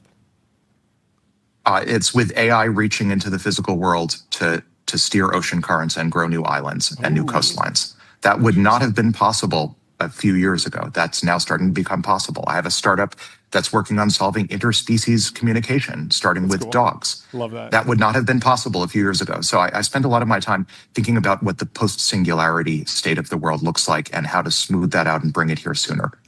Yeah, what does the post-singularity world look like where you are able to upload yourself? I assume that feels like there's a copy of Alex in the cloud, and then you still exist and not in the cloud. How do you think that interfaces? In my mind, if we wind up having the copy question come about, that's almost a failure mode. Okay. I speaking for myself, I don't want a copy of myself. Yeah, of course. I want myself. Yeah. And Hans Moravec and others have written about this. What I would like to see in this space, and what Eoghan is working toward, at least aspirationally, is this idea of a continuous transfer of consciousness, so that it really is you. It's not a copy of you. It's not a low fidelity facsimile of you. It should be a better, expanded version of you that's still you. And whether that looks like moving from what Eoghan's doing right now with fruit flies to maybe replacing a single cell in a brain at a time, invasively or non-invasively, with a substrate independent or substrate migrated implementation. Some variant of that, I suspect, is where all of this will go, so that you never have to worry, is it really myself or not? It will, by construction, be yourself. And I'm not sure of the precise timetable, but I think 5-10 years from now, I think the world will see marked progress on the problem of not just whole brain emulation, but also transfer of human intelligence to new substrates. That's very exciting. This is very a new sci-fi corner. I love it. Well, every sci-fi trope everywhere all at once. Time travel? That's a good framing. Is time travel on the table? We don't know yet. Okay. So it's an interesting question. We don't know whether the physics of our universe are compatible with, I think, what most folks would construe as time travel. There are versions of temporal non-locality that are consistent with the physics that we have right now, but not in a useful way that would be worth filming a sci-fi movie over. What about faster than light travel? We don't know yet. It's the same problem, in some sense, exactly the same problem as time travel. Yep. We don't know whether the physics of our universe will ultimately allow that. Because it seems like if we don't get FTL, like it's going to be a boring travel to go to another solar system. I will say this, I think odds are pretty good that AI in the next few years will tell us whether the laws of physics of our universe are compatible with that or not, and help us solve this. One of the reasons why I helped found physical superintelligence to discover any of such laws. Very cool. Well, thank you so much for taking the time to come chat with us. Yeah, great to meet you. Congratulations on the progress. Fascinating stuff. Thank you. Likewise. We'll talk to you soon. Cheers. Have a good one. Let me tell you about Figma. No matter where your idea starts, Figma Make, Claude Code, Codex, or a sketch, the Figma canvas is where ideas connect and products take shape, build in the right direction with Figma. And let me also tell you about Cisco. Critical infrastructure for the AI era. Unlock seamless real-time experiences and new value with Cisco. And without further ado, we have Charles Lamanna from Microsoft in the Restream waiting room. Now he's in the TBPN room. Charles, how are you doing? Good. Thanks for having me on, guys. Thanks so much for coming on the show. Why don't you give us a little bit of an introduction on yourself, and then we can get into the news. Sure thing. I'm on the product and engineering side at Microsoft. My team builds out things like agents, a bunch of the platform work, and our business applications and some low-code stuff. So a bunch of odds and ends. And what's the latest and greatest in your world? Yes, a lot of big news today. So today we announced Copilot Cowork, which really takes Copilot beyond chat, so it can take actions and automate tasks and pick delegation, basically. We had some new agentic capabilities in the Office apps and a bunch of agent management solutions. Yeah, how are you thinking about the open claw boom, people writing code locally versus Microsoft has Azure? Like, it's so easy to throw everything in the cloud. And I feel like one of the barriers that a lot of people have is like, do I need to go get a Mac Mini? Can I just delegate to the cloud? Some of the apps don't just by default build an app in the cloud, or they don't have functionality. How are you feeling about that trade-off these days? Yeah, I mean, we're super excited by OpenClaw and all that means. I think it's like the resurgence of the PC. Like, what's the best thing you can give an agent? A computer. Yeah. You know, let it run the apps, let it log in as you, let it messages you. I think like a Windows PC in the cloud is probably the main way people will ultimately use something like OpenClaw at work. Yeah. How do you think about model selection? Obviously, Microsoft has a time-honored partnership with OpenAI at this point, but Microsoft has their own AI lab, and you can get pretty much any model on Azure. Do customers want to pick models? How do you think about what's the best tool for the job in the products that you're building, but then also how much do you want to give to the user? Because there's sometimes when I go into a chat app and I'm like, I just want auto, you should be figuring this out. I know the details of pro versus thinking, but I don't want to think at all. Yeah, so that's one of the things that we think is super important for Copilot and a lot of our products is the fact that it's multi-model. And the reason is because the best model for a given kind of task is not always the same. And it's not even the same from month to month or quarter to quarter. Like if I look at Microsoft 365 Copilot, chat is like the main way people interact with it. Our auto router is going to put you in OpenAI models because that's what we think works best with our work grounding and our work context. But then if you go to Cowork, the new announcement today, and you fire off a task and you want it to run for a long period of time in the background, use a bunch of tools, maybe generate some code, use like the terminal and stuff, that uses the Claude family of models. And I go to Copilot one place and get both. And then we're going to keep adding more models, models like from MAI and other places where it makes sense. But it's really about the experience the user wants, not so much picking exactly the version or the type. Yeah. How have conversations been with business leaders in terms of deploying a product like Copilot Cowork? Because the ramp up for software engineers was smooth and everyone was aware of it, tracking everything, and going from better autocomplete to agentic coding was pretty intelligible at every step of the way for most software developers. But for someone who's lived their life in spreadsheets and email and maybe not really thought about building automations all that often, what does actual deployment of these tools look like? Yeah, it's such a great question because I think there's like two pieces to it. The first is you have IT teams, which are nervous with, if you imagine every single employee spinning up a whole bunch of agents that can create documents, send emails, run workflows. So they want to make sure they have the right governance and controls in place. That's why another big part of the announcement today was something we call Agent 365, which makes it easy for IT teams to manage and deploy agents from Microsoft and other companies. So that's one part. And then you have the end users. How do you teach a typical Excel or PowerPoint or Outlook user this idea of agentic working? I mean, even in coders, it's taken time and it's probably not fully diffuse.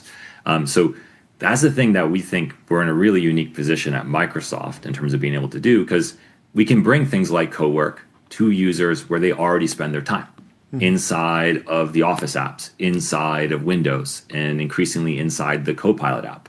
And we can present it in a way where it's digestible to hundreds of millions of Office users, not just tens of millions of coders. Is the majority of your business model still seat-based at this point? Because I imagine that there will be a transition at some point. How much of that transition is already happening? Yeah, we're still very seat-based on like the M365 side, but like the good news at Microsoft, we kind of know how to do consumption businesses because we got Azure, we got a bunch of other very large capacity businesses. So the fact that we have user licensing and then consumption and pay-as-you-go licensing for capacity, all integrated with one commercial kind of vehicle with customers, we think we're in a pretty good position to make that transition over the next couple of years. There was some chatter on X this weekend over how different labs are pricing tokens and plans, potentially to take market share from each other. There's a little bit of a capital fight playing out. How are you communicating? Yeah, more specifically, competing with the application layer. Yes, yeah, and so my question is, how are you talking to business leaders, CTOs, about how they should think about forecasting token budgets and spend and compute budgets if they're used to, okay, I have licenses and licenses maybe go up in price and my headcount goes up and I'm used to that, but all of a sudden it's like, well, everyone's paying $200 a month, but it might be $5,000 a month in a couple of months, but also the models are getting cheaper and the inference is getting cheaper and the capabilities are going up, and it's very hard to predict. What are you telling to business leaders and CTOs? Yeah, so the first thing is you have to embrace this technology, otherwise you're going to be left behind right now because the productivity gains are just so significant. And if you go talk to a coder and you told them, hey, I'm going to take away like GitHub Copilot and the agentic coding capabilities, they'd be like, I refuse to work in this environment. Like it's just inhumane almost. So I think the same type of thing is going to happen for all information work, all office work. So 9 months from now, I think if you went to somebody and said, we're going to take away your agentic tools like Copilot Cowork, they'd be like, no way, I'm not going to go back to the old way of working. So I think the first is there's a degree of inevitability because the benefit is so large and there's such strong pull from the end users. That said, everybody has budgets. So what you're going to see and what you're already starting to see is a bunch of controls where IT teams can start to manage exactly how many tokens or how much dollars each user can spend. And they're going to allocate that in a way based on where they think they're getting return and diminishing return. And it'll probably be like a expense report approval hierarchy type thing. So you'll see all of that show up. But part of just doing work now is you need a token budget. That's the future of how we think about how you budget for a team or a department. Do you have any exciting case studies on the non-software engineering agentic work side of the business? Because when agentic coding came to software development, there was a shift in a lot of software developers' workflows where they went from writing a lot of code to reading a lot of code, reviewing PRs. They started operating at higher and higher levels of abstraction. But the decision what to build, how to prioritize things, how to build features, there's still conversations and software engineers are still doing work. What does that look like in the context of a finance department or an operations department or a sales group? Like when the rubber meets the road, like where are you seeing like, okay, this is ready. This is the next sub area or category that will really, really benefit from the productivity gains from agentic workflows? Yeah, I mean, a general thing, and then maybe a more specific thing. What we're seeing is like, how do you measure productivity? Is itself a challenge? I mean, this predates AI, but right, like lines of code, number of pull requests, number of bugs fixed. I don't think I've ever heard a good engineering leader say, that's how I measure the success of my team, right? It shows up in other ways. Do you have a great product people love?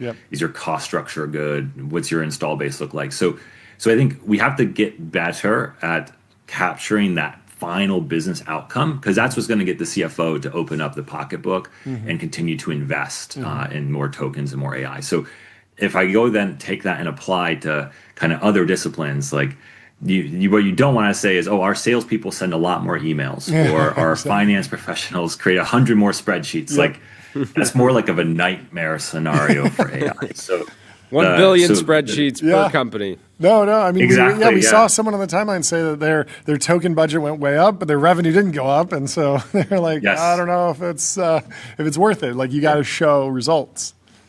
Exactly. So that is what the question is going to be everywhere. But the good news is, engineers historically have resisted clear measurement of impact because there's a little bit of art to it. But like sales professionals or finance professionals or customer service and support reps, they are so metric driven. Like if I'm a sales rep, what's my quota? What's my attainment? What's my revenue per head? Every single sales department has all of those things instrumented. And we've seen with M365 Copilot, we kind of did a bunch of experiments and we published a white paper on it.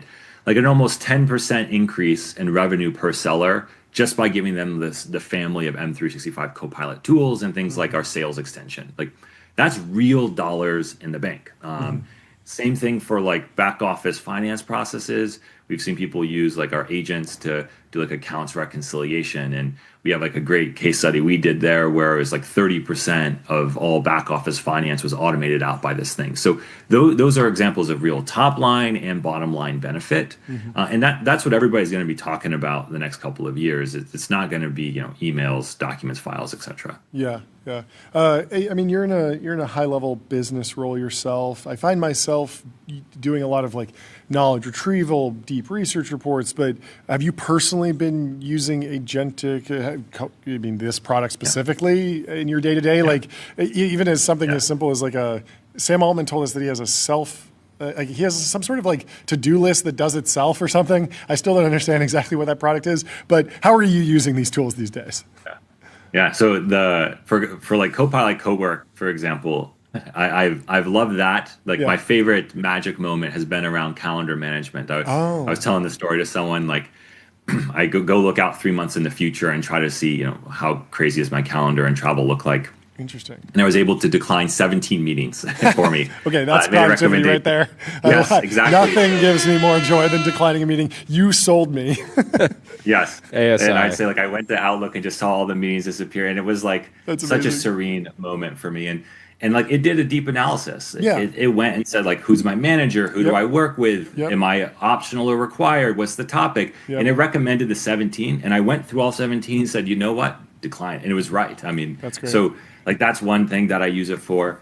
Like another thing that I like right now is, I mean, I'm an engineering background, so I'm not going to go create the most beautiful content all the time. So I use it now to pull together information, design docs, meeting notes, and then go create either like architecture diagrams, presentations, or spreadsheets or docs. And I mean, I know it's just more doc generation, but it's very much more kind of like fire and forget. So it works really well. Yeah. I mean, even if it's just like the bones of a PowerPoint presentation with the actual data pre-populated, that would just previously be a lot of copy paste, go run this analysis, copy it over, make sure it's the same font. Like there's so much grunt work that can be automated with these tools. I'm super excited for that. Where do you see the design PowerPoint generation tool use? I mean, people have been talking about like, it's hard to create an RL environment with a verifiable reward around a great PDF, but it's easy to do that with coding. Do you have like an internal data set of like the best PowerPoints ever created that you're like RLing against, or where do you see that going?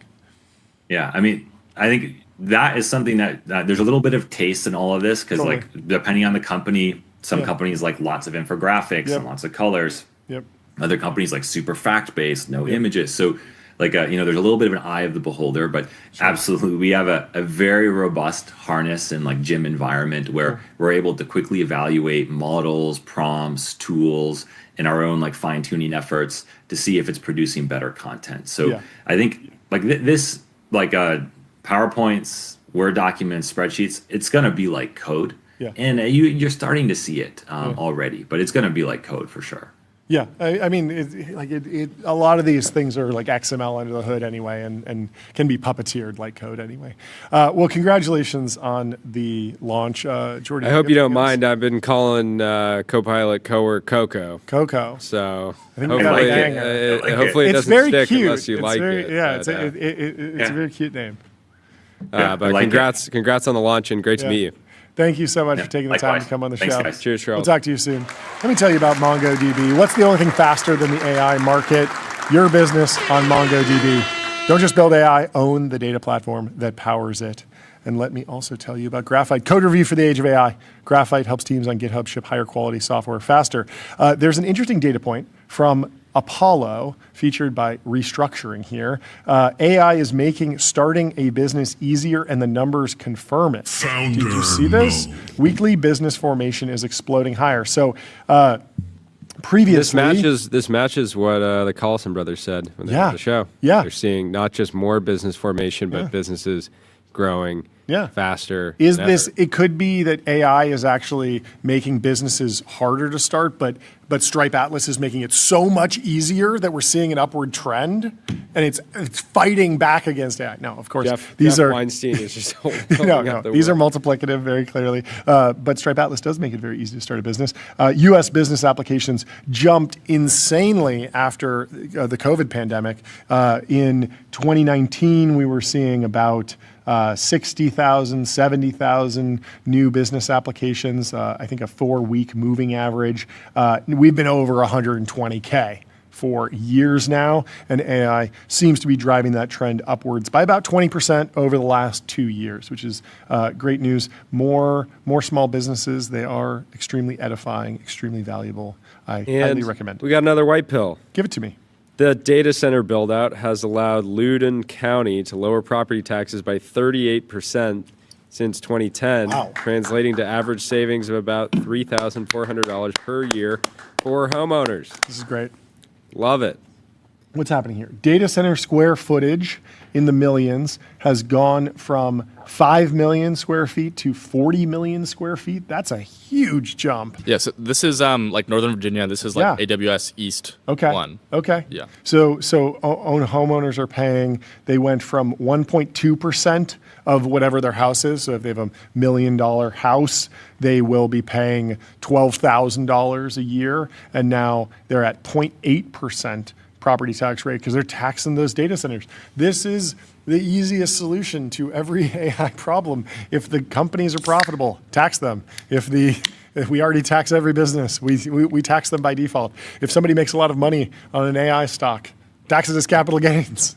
You get the money. The money shall flow. And so good news for the folks over in Loudoun County. Jacob says, America once named things plainly. Place, trade, surname. You had business, international business machines, long distance telephone. Studebaker. And Bethlehem Steel. That international business machines logo goes amazing. Unbelievably hard. Is this real? Or is this like a reimagining of what the IBM logo could have been? Because I love this logo. What a very cool thing. That is apparently the original IBM logo. IBM logo. Wow. We don't know how to make logos like that in this country anymore, seriously. I mean, that's what kicked all this off. Somebody was upset about the granola rebrand. America's innovation slowdown is primarily due to the amount of Lord of the Rings that founders have to flip through before identifying a name they can raise off of. No, you can just start a company and name it International Business Machines. Whatever you want to do, just name the company exactly that. Technology and Business Programming Network. It's that easy. In other news, 2 Chainz. 2 Chainz revealed he was an early investor in SpaceX. This is huge. He says, it just felt like I got in like early Bitcoin. There are some crazy early SpaceX investors. I don't know what Elon was doing with that early roadshow. We know some of these folks. Very cool community of early SpaceX. Get me 2 Chainz. Get me 2 Chainz. 2 Chainz got in at some point. And Gabriel over at OpenAI says, 2 Chainz is about to be 3 Chainz. Well, let me tell you about Okta. Okta helps you assign every AI agent a trusted identity so you get the power of AI without the risk. Secure every agent, secure any agent. Let me also tell you about the New York Stock Exchange. Hopefully, we'll be seeing SpaceX there soon. Want to change the world? Raise capital at the New York Stock Exchange. Can you imagine 2 Chainz and Elon ringing the bell at the New York Stock Exchange? I can. I hope it happens. Well, we have our next guest in the Restream Radio Room, Julien Bek from Sequoia Capital. His partner there. Welcome to the show, Julien. Good to meet you. Hey guys. How you doing? Nice to see you. We also hope we can ring the bell very soon. Holy Logo Mog. Yeah. Holy Logo Mog. I know a few of those companies. I do. We're partnered with Cisco. Thank you for backing them early, making TBPN possible. Through your 30 years ago. You paved the way. Right? Since this is the first time on the show, why don't you give us just a brief back story on yourself, how you wound up at Sequoia, what you focus on, what your day-to-day is like? Sure. So first, thank you both for having me. It's an honor to be there. I know you had a lot of my partners as well, so we're very excited to be on the show. Yeah. My name is Julien. I'm a partner on the team. I'm based in London, but spent a lot of time going back and forth to spend time with the rest of the team in California. And I started as a founder a very, very long time ago in high school. built companies in hardware before. And so that's why I've been investing mostly in software for most of my career. Yeah. Wow, you were like, this burned stuff, out. I got to get out I was of like, here. man, it's hard. Are you thinking about going back to hardware? Is software dead? What are you thinking? Yeah, well, I mean, two things can be true at once. Yeah. I think hardware is really interesting. I'm spending a lot of time thinking about physical AI. Sure. But at the same time, I've been investing for the last 10 years in application software. So I want to remain true to that. And this is kind of the things I've been spending time on recently.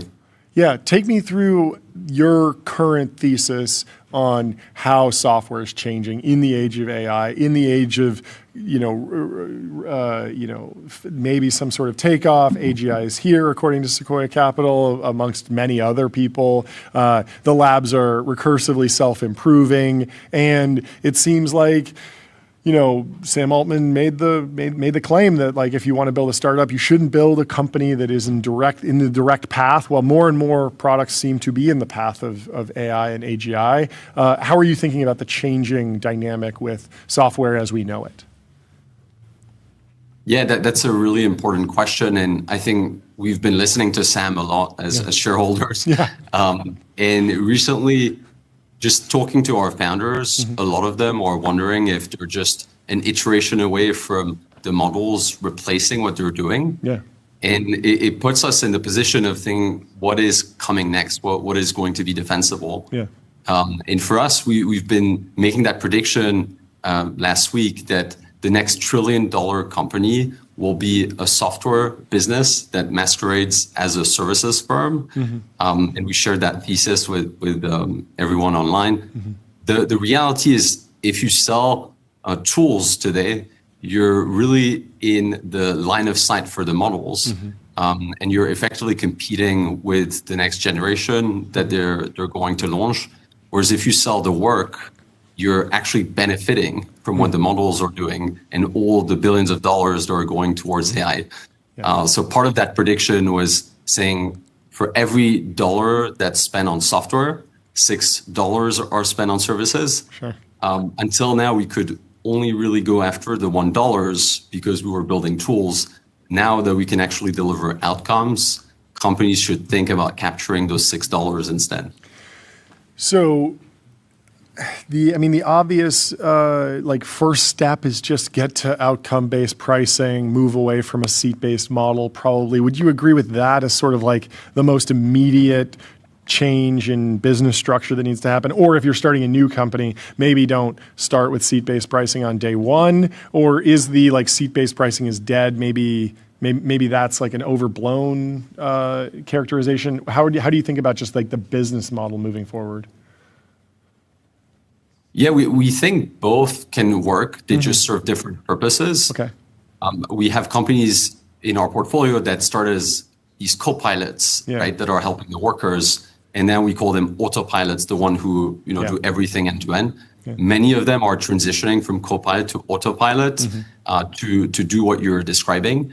A company that comes to mind is a business called Sierra that was started by Brett Taylor that basically helps companies with customer support, which is pretty direct bullseye use case of AI. And in this example, they're actually charging the customers per outcome, right, per resolved ticket. And so if you spend $20 per ticket resolved with humans, they charge you, say, $5 instead, right? And that's driving ROI for the company. It's driving an outcome that's very measurable. And so that's the first more obvious company that's really working doing that. Frankly, until recently, outside of software engineering, we haven't seen a lot of this sort of fully owned end-to-end outcome driving. But the models are really progressing quickly. And for everyone who's been vibe coding the last couple of months, I think we've all been impressed that we can code a full website just end-to-end without any skills, frankly. And basically our prediction is that this is going to happen to other categories. And we've been mapping out these categories and helping founders come up with frameworks to prioritize where to attack them and how to do it. Sorry to interrupt. One thing I'd be curious to get your take on. So if a company is just selling enterprise software that helps people accomplish a task that feels very threatened by, a foundation model company that maybe makes an agent that can also do said task, and then you don't even need the software. So if a company transitions to just selling the work, selling the service, like you're saying, you would agree that they're still going to be under threat from the labs, who will also presumably be selling intelligence or agents that can go and do the work. But you're saying it will maybe be more closer to a fair fight. Is that the right way to think of it? Because I still think, let's say if somebody is like spinning up instead of making a legal AI tool, they make a AI native law firm and they're selling the work. I could still go to a ChatGPT, a Claude, a Gemini, and a future version of the model. I can just say like, hey, I need to do this thing. Can you help me do it? So there's still going to be that competition. But you're saying that's a much better sort of competitive environment to be in than just selling like the software that enables somebody to do the task. Is that roughly right, or is there something I'm missing? Yeah, I'll just add one framework that I think is helpful for people to clarify what that means. Basically, everyone is conflating the model's intelligence with what humans are really good at, which is judgment. And I think if you strip those two concepts, that you really understand what the future will look like. And so right now, the models are becoming really good at everything intelligence related. So think of tasks that are rules-based, where just logic gets you to the goal, right? Whereas the judgment is everything the humans really spike at, which is more harder to define, right? It's instinct, people call it taste, call it experience. And those things are things we think the humans will remain really good at for a very long time until intelligence is able to absorb these skills into it. But it's just really hard, right? Because we give the models a lot of credit for their intelligence, but they're just trained on set amounts of data. And so we actually think that this hybrid motion of coupling the intelligence from the model with the judgment from the humans is going to help you build the next generation of companies, which we call these autopilots, right? So to your example, in the law firm, you will automate a lot of the intelligence work that's very much codified, which is what the model will do. But if you put the employee at the center, someone who's really experienced, who can talk to a jury, who can, mark a pause when at the right time, those are all the things that you learn only from real world experience that a top lawyer will be able to experiment, but that the models will omit today. Does that make sense? Yeah. I like, maybe I'm too AGI pilled, but I just assume that a sufficiently advanced agent would be able to capture and accumulate, the ability to. Too AGI pilled. Just talked to Dr. Alex Wissner-Gross for 30 minutes, and he's like, "I'm uploading my brain right now." No, it's not that, but it's just the idea of like you put a smart person into an organization where they don't have any experience, and they start doing things, and they start getting feedback from other humans in the organization, and over time they accumulate enough knowledge and domain expertise that they're able to excel at something that even using the customer service example. You've always been able to outsource customer service, and you can go work with a firm that is excellent at customer service. The alternative has always been to effectively hire a really great leader for that part of the organization, have them build out a team and a structure and an approach, and execute something that would be a similar result. There's like a cost trade-off, but it does feel like overall there's like maybe some pressure on the B2B2B model, or like the B2B2C model. If instead of, to use your example of customer support, there was a time when software companies would sell phone tree software to not to companies directly to do customer support, but to customer support outsourcing agencies that would then deploy that. And now you're seeing more companies go directly to like the firm that makes the customer support experience end to end go directly to the company that needs customer support, as opposed to having this like middle level. And it almost makes me feel like we're maybe going to rotate even a little bit further into D2C. When I think about law, there's a lot of stuff where the software would go to the lawyer, the law firm goes to the person, and if the person can go straight to the law firm or the legal model, you wind up with a little bit more B2C activity, a little bit more company directly to the service provider or the technology provider. But again, this feels a little bit dependent on specific market dynamics. I'm interested to know your reaction to that, but also what does hold in your mind in the near-term AGI scenario? Because there's been a lot of debate over how will marketplaces perform, or are network effects still super sticky in a world of AGI, or what are the powers, the 7 powers? Yeah, I guess part of it to kind of close out my thoughts. Like I agree with the entire thesis in like the relative short term, like the 1 to 2 years, but then beyond that, there's still some uncertainty. There always is, around. Like I don't think it solves the sort of discount that even traditional SaaS companies are getting. Sure. Yeah, Julien. On that point, I think you're right. And basically, what we realize is no one really knows, right?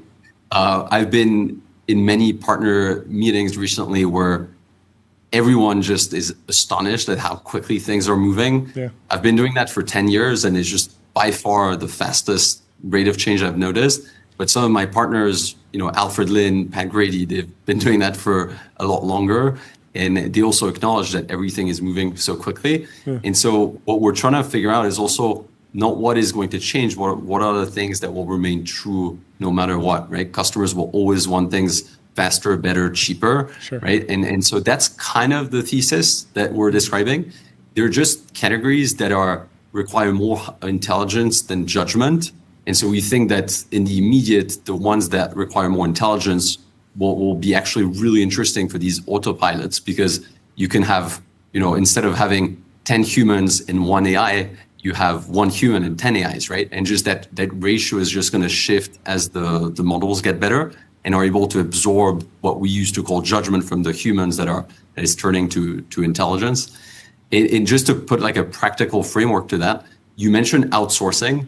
It's actually the best wedge right now is just to focus on outsourcing if you want to capture this services spend, because there's 3 reasons. The first one is that outsourcing, it has already been agreed to a third party. So it's very, very easy to sell, right? Because it's already a vendor that's external to the company. Yeah.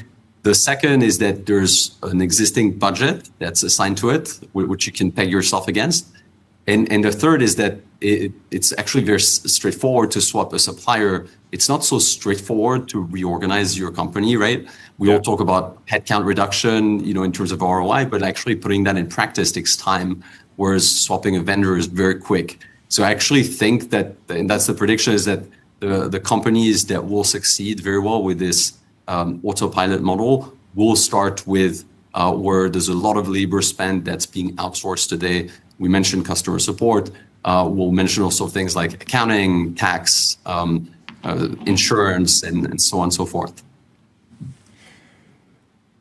Is there a world where in the next 5 years or something, like venture capitalists truly shift away from software and go back into rare metal mining or something crazy like that? Like I just keep coming back to like Daniel Gross now at Meta, venture capitalist. I think one of his first AGI trades, the first bet was like, in the world of AGI, is copper mispriced? And it doubled in price over 2 years. Yeah. And I'm just reflecting on this idea that like, if the job of venture capitalist is to back software companies, that's one thing. But if it's just to allocate capital in a way that can have exponential upside and a single investment can return a fund. You said, would it ever make sense to stop investing in software? software. Yeah. I would hate that because we obviously love love software. enterprise software.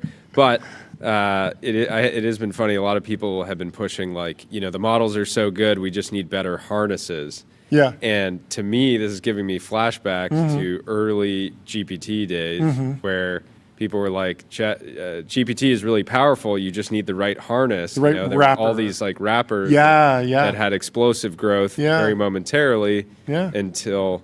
And so I do. Most AGI pilled person ever over here. I love it. But what do you think about the more physical aspects of the job, like the rare metal mining, for example? Does that seem like something people will be working on in a couple of years? Yeah, I mean, everyone's talking about the fact that energy will be the biggest bottleneck, right, to train these models. So. It's very natural that you would go there. Personally, that's not really where my skill set is. Yeah. So I really hope you're wrong and that we'll find other areas in between. I think the real path will be somewhere in the middle. Hopefully, right? Yes. My way of doing things has always been to focus on talent. And so right now I'm just always asking the smartest people I know, who do you know who's the smartest person? What are they working on? And you're right, more and more people are going more into the physical world. But right now that probably means things like robotics and things like that.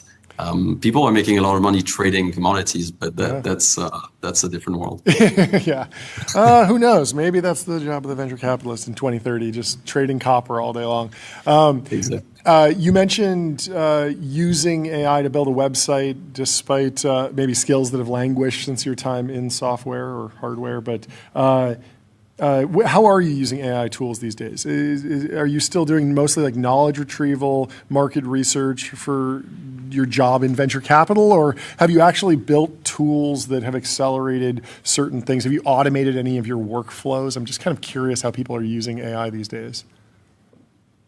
Yeah, well, I don't know. I hope my competitors are not listening. They are. So you can say, I haven't touched it, actually. It's useless. Yeah, exactly. You should uninstall. Stick to organic capital. Pen and paper, actually, is underrated. Maybe you should say exactly. Back to the basics, pen and paper, and really don't try cloud code. It's really, really great. Jokes aside, it's been really a transformation, and particularly the first quarter of this year. I mean, I use it for all kinds. The work is basically sourcing, picking, winning, company building, and harvesting, right? And I really have workflows that fit all these boxes. So it goes from things as, at the end of the week, it will just scan my entire calendar, look at all the meetings I took, look at the granola notes, which is a transcript, do an analysis and help me, try and find the key questions and the due diligence. And, it'll help me just prioritize, right? Because this job is just so much about prioritizing. It's a power law, right? There's only 3 meetings in the year that could change the course of your career. And so making sure that you're attuned in those meetings is really important. So that's really what I would say Claude has helped me do right now. And I'm sure, OpenAI will release something next month that will be amazing and so on. You just have to experiment, right? And I think that's also what we've seen with things like OpenClaw being so top of mind is this culture of experimentation is not just in software engineering now, but it's transpired across the entire knowledge workforce. And venture capitalists are not an exception. I love it. Well, thank you so much for taking the time to come chat with us. Great to meet you. Have a great rest of your day. Thanks, guys. We'll talk to you soon. Work. Goodbye. Thanks for doing that. Great to hang. Let me tell you about 11 Labs. Build intelligent, real-time conversational agents. Reimagine human technology interaction with 11 Labs. If I was a venture capitalist, OpenClaw. Every morning at 5 a.m., text me the name and market cap of the company that I passed on 3 years ago. I need inspiration to grind harder. That's the secret to success, as is Lambda. Lambda is the superintelligence cloud, building AI supercomputers for training and inference that scale from 1 GPU to hundreds of thousands. And without further ado, we have Eoghan McCabe, the CEO of Intercom, a huge supporter of TBPN as well. Welcome to the show. How are you doing? Great to see you. Great to see you again. Great to see you both. It's been too long. It's been too long. Man, you just have a voice for radio, live streams, podcasts, all of the above. It's incredibly calming. I love it. I love it. Okay, what would you like me to say? I could record a meditation for us. We could kind of start at the hour that way. Do you have time? Do you have ASMR time to meditate? funding announcement. Do you have time to meditate these days? It's kind of the only thing that keeps me sane. That's good. Well, you have some new funding for new project. Break us down what happened. What's the plan? How much did you raise? Take us through it. Yeah, so we raised $250 million. Let me hit the gong. Congratulations. Hit it. We're very excited for that. Did that gong get bigger since I was here? It did get bigger. It did get bigger. It would be cool if it got bigger every single season, right? Fast takeoff. Is that a thing? Just wait. There's a fast takeoff. There's a fast takeoff in gong size over here. It's growing exponentially. Except this was actually, I think, the largest we could find in the U.S. So we got to go. There's always bigger. I kind of have gong envy right now. I wish I had a gong. We'll send one over. Let's talk about that later. Well, we'll talk. Anyway. We'll talk. So $250 million. What's the plan? Yeah. So, I mean, we've been building this thing called Fin for 3 years now.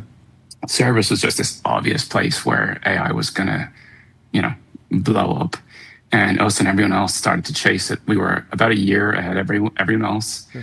And we started doing, customer queries and then more complex problems. Originally, it was answering questions for customers, and it's fantastic. The typical response rate with a human was 1 to 2 days. You'd have to deal with the beautiful imperfections of humans. Mm-hmm. Unfortunately, these bots are just far more perfect than humans, and they answer in seconds. Mm-hmm. And of course, they're cheaper too. So we started to say better, faster, cheaper. These things are really better, faster, cheaper. So that was a tremendous success.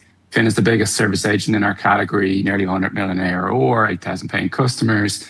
Some of the biggest logos in the game. Thank you, from Anthropic to Snowflake, the cool guys like Polymarket and Vent, and everyone else are on Fin.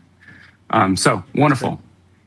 But where does it go next? Yeah. Clearly it's just so obvious as each of these categories develop that there's just more to explore. None of these categories are in any way fully baked. Yeah. And that's one of the interesting things about kind of all of these AI spaces, that we're still kind of pulling the thread and seeing what's going to show up next. And the next big play for Fin is not just answering service queries, but really getting deep into every stage in the customer life cycle. And so we call that the customer agent.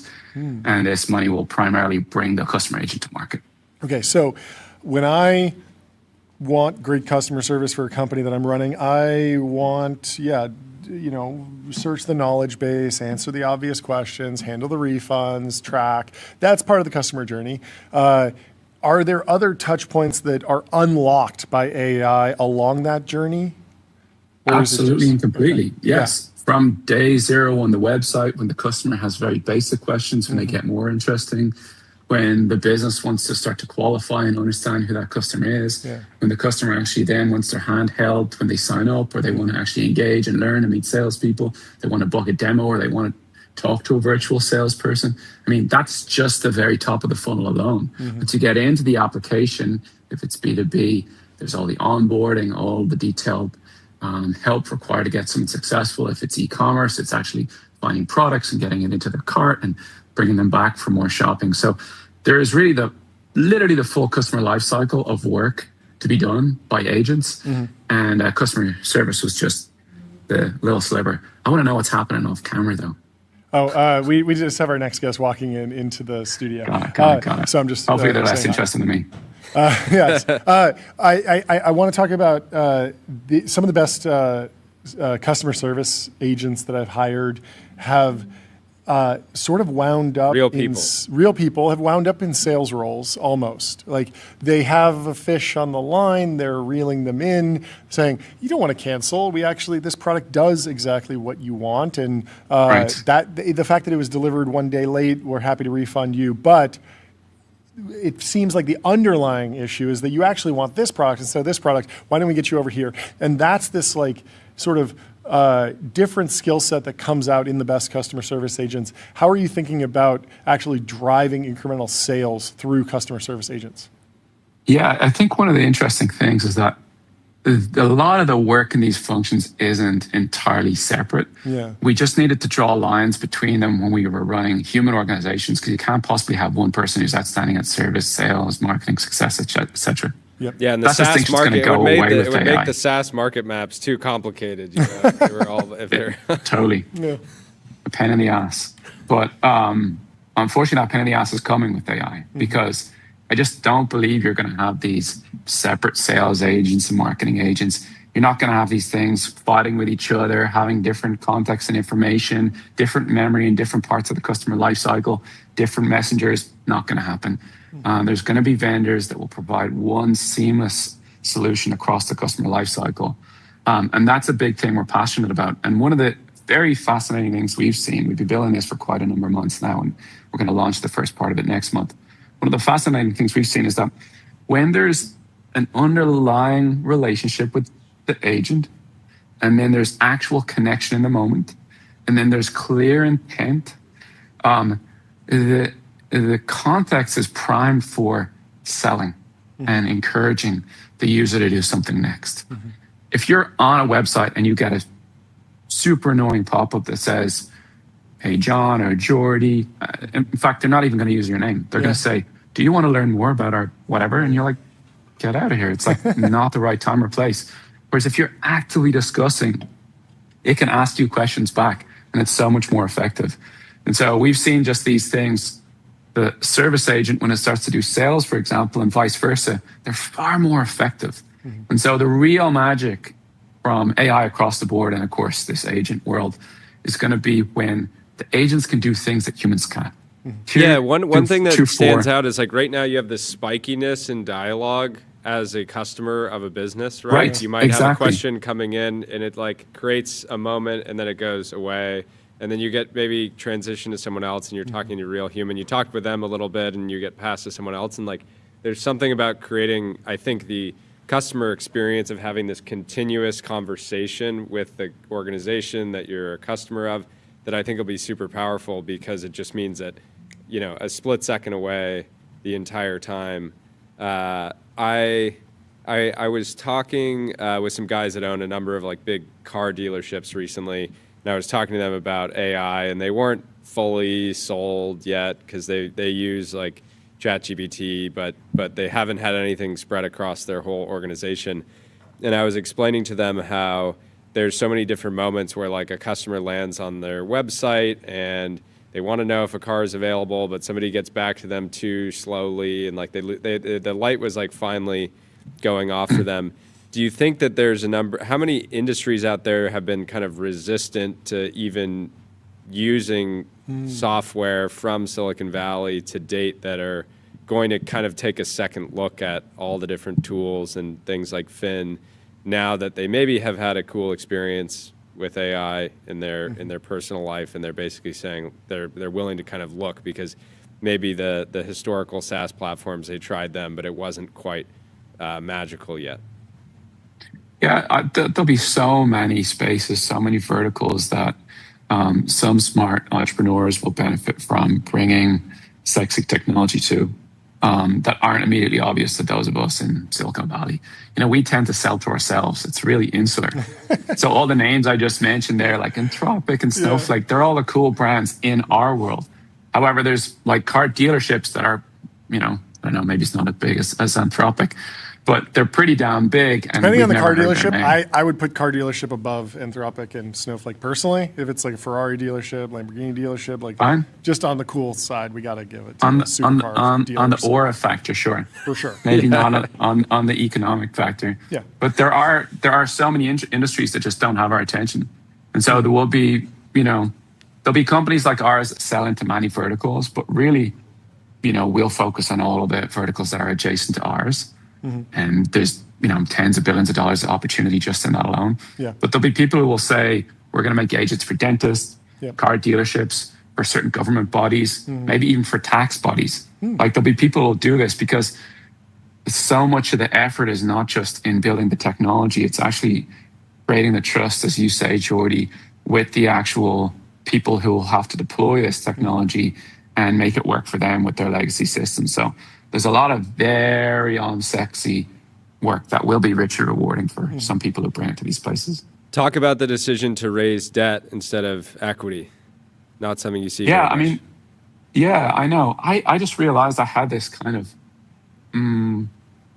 blind spot for this as an option for capital. And there's just so much equity opportunities out there. We raised a bunch last year for a secondary. But when you're in our dynamic where you're accelerating as quickly as we are, like every year we're doubling our rate of growth pretty much.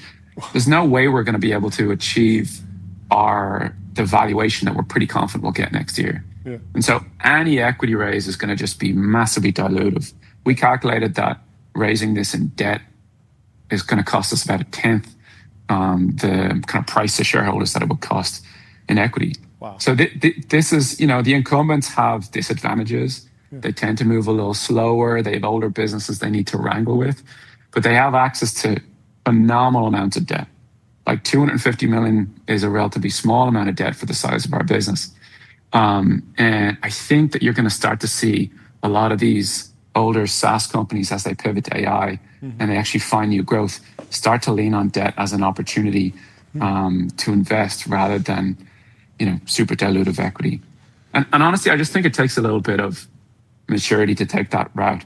There's so much it's pressure not from it's not just employees. maturity, it's confidence. Yeah. To know your business. Well, I like to think so, but the reason I say maturity is that there's so much temptation to go and attain that latest, hottest valuation.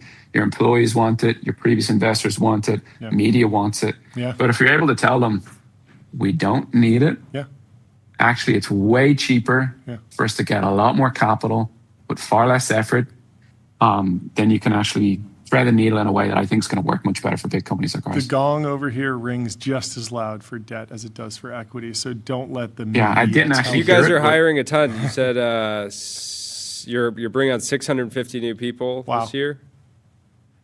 Yes, yeah. So that's gross. I think net it'll be a little less than that. It's a phenomenal amount of hiring. I fear it. I celebrate it with great caution. There are just countless stories of the hubris of CEOs who boasted about how many people they've hired, and it's all ended in tears. So it's actually not a point of pride, frankly.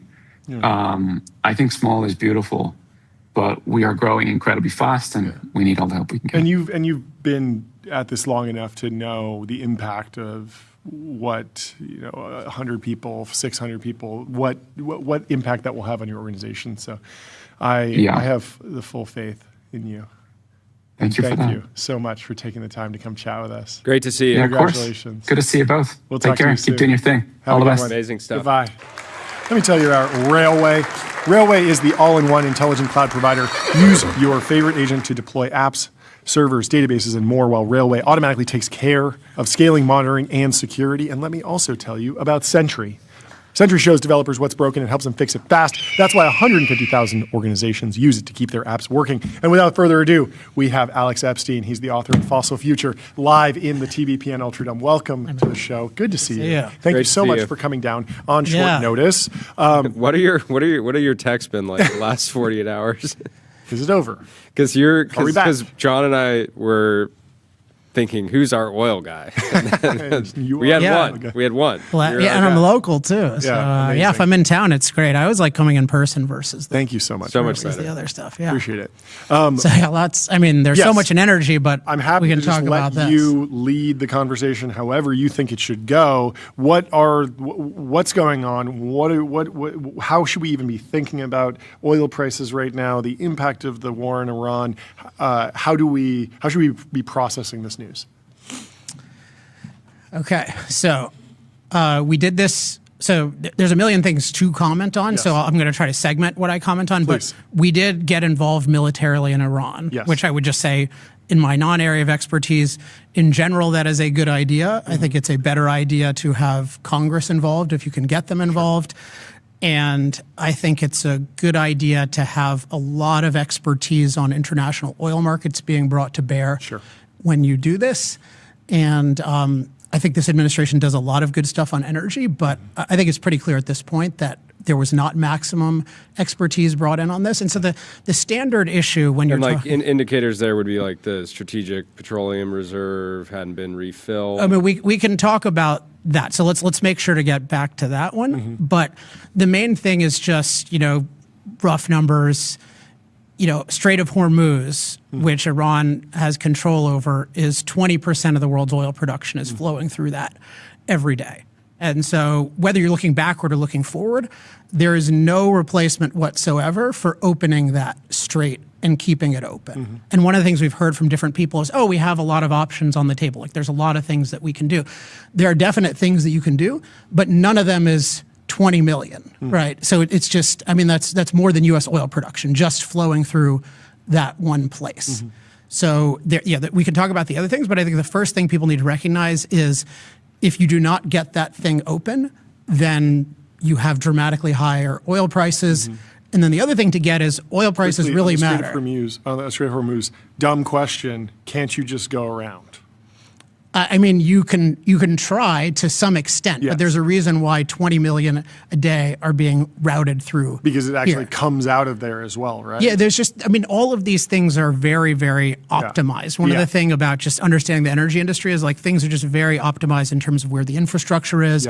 You're doing all of these things. So there are other, and we'll talk about this. There are certain pipelines you can pipe more oil through. There are alternate routes, but we're talking about in the millions a day, maybe. Most of our other options are sort of in the 1 to 2 million barrels a day. And just so people know, barrel is 42 gallons. So you're talking about almost 100 million gallons a day for the stuff. But so you don't have a lot of great options. And I think that's very important I'm going to give some options, but the number one option is keep that thing open. And there are basically two ways to do that. One is you just win the war, if you want to call it that, a lot more quickly. Like if you get some form of surrender and you have friendly people controlling it, then guess what? It can open. That's one thing. So I'm not an expert on how to do that, but schematically, doing that is very effective. The other thing, which is a little bit... But game theory for Iran is they actually benefit from global markets being in turmoil because it gives them some leverage over any type of negotiation.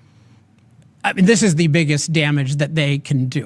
Clearly we've seen they're not going to send missiles to Israel and get rid of Israel, let alone do anything to the U.S. But they have this incredible control of one of the centers of the world economy. And they have a bunch of stuff going on there. So let's talk about that. So option one is you get a surrender and they don't use all of their options. But then let's talk about their options. So they have mines in this thing, so they can blow up mines. They have missiles. Maybe the worst thing they have, and this is a change in recent years, and you've had Palmer on here and Ethan on here, the drone thing is just a total game changer because you can have a small vehicle, you can launch one of these, Shaheds out of the back of a truck. They can go really far, and that's a lot harder to deal with than a fixed installation. They have something like 500 miles of range on a typical. Depending on So the truck drives up to a beach, drone launches. As soon as it finds that cargo tanker that has a bunch of oil on it, it hits it. And then there's you're worried about that. So you're not even going to go as you're going through. So you have to think about those are the kinds of threats you face. So how do you deal with that? Basically you need the U.S. to lead some sort of convoy where people have sufficient security and economic assurances that it'll go through. So what's involved in that? Well, one thing is, if possible, you want to get allies involved, and it's even possible you get unconventional allies like China, who has they depend on this. Now they have a bunch of.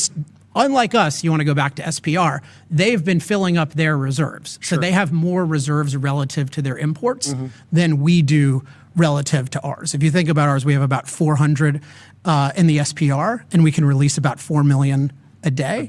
So we don't have as much, but still, they really care about this, and a protracted thing is bad. So, but for sure, Japan, South Korea, India. So one thing is just at a high level, if you're doing this convoy, can we get these countries that are aligned economically, maybe China, but definitely these others, can we get them involved? Because then it's an addition, they have military presence there.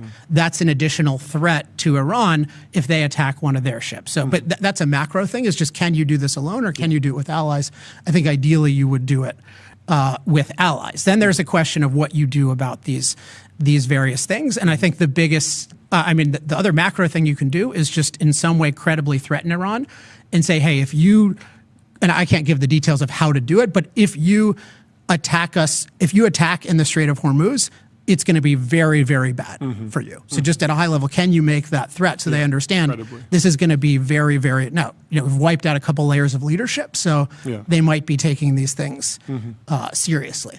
After that, I think the biggest thing from what I've heard from military experts is just these drones. Like, what do you do about these drones? How do you give any kinds of assurances? And as far as I can tell, we don't have any one perfect solution, but you can do a certain amount of stuff from the air. You can do a certain amount of stuff from the ground, although it's very, very expensive. And then most cost effective where you can do it is you can take out certain stockpiles and facilities with the proviso that these things are decentralized. And of course, I have no specific knowledge about where they are. But in theory, if there's the suicide drone, the Shahid, there's a factory and you take out that factory, you have reduced that capacity. So that's going to be it. And I know you guys had on Ethan Thornton, who I'm friends with, and he talks about this a lot, is just this cost asymmetry issue, is you just want to be doing things, even if you're way wealthier, you do not want to be spending $3 million to take out $30,000. Which might be what's happening with a Patriot missile battery. That's the kind of thing that happens. So you need a combination of those kinds of things. And then the other thing, so that's all the security stuff. So you get the allies involved. You take these actions specifically against drones. I think what was I going to say about the other thing you can do, I'm just make sure. There's still just... the other big factor the is insurance. The loss of, insurance. Yeah, the insurance. So, and this has been floated by the president, and it's a reasonable idea, but my understanding is the insurance vehicle we have, the Development Corporation, does not have enough funding, so you might need to go to Congress. But basically you want to be able to say, hey, we're going to lead this as the United States. We're going to lead it with allies. If Iran does anything, it's big trouble for them, and we can counter their specific attacks. And if something goes wrong, you're insured. You're trying to create that confidence to get enough people going through, and then you get a certain amount of stability, and then you start to get closer to your 20 million barrels a day. Either that, or you just defeat them really quickly, or both. So the other factor is just the loss of production, disruption to production, plants shutting down, plants being damaged.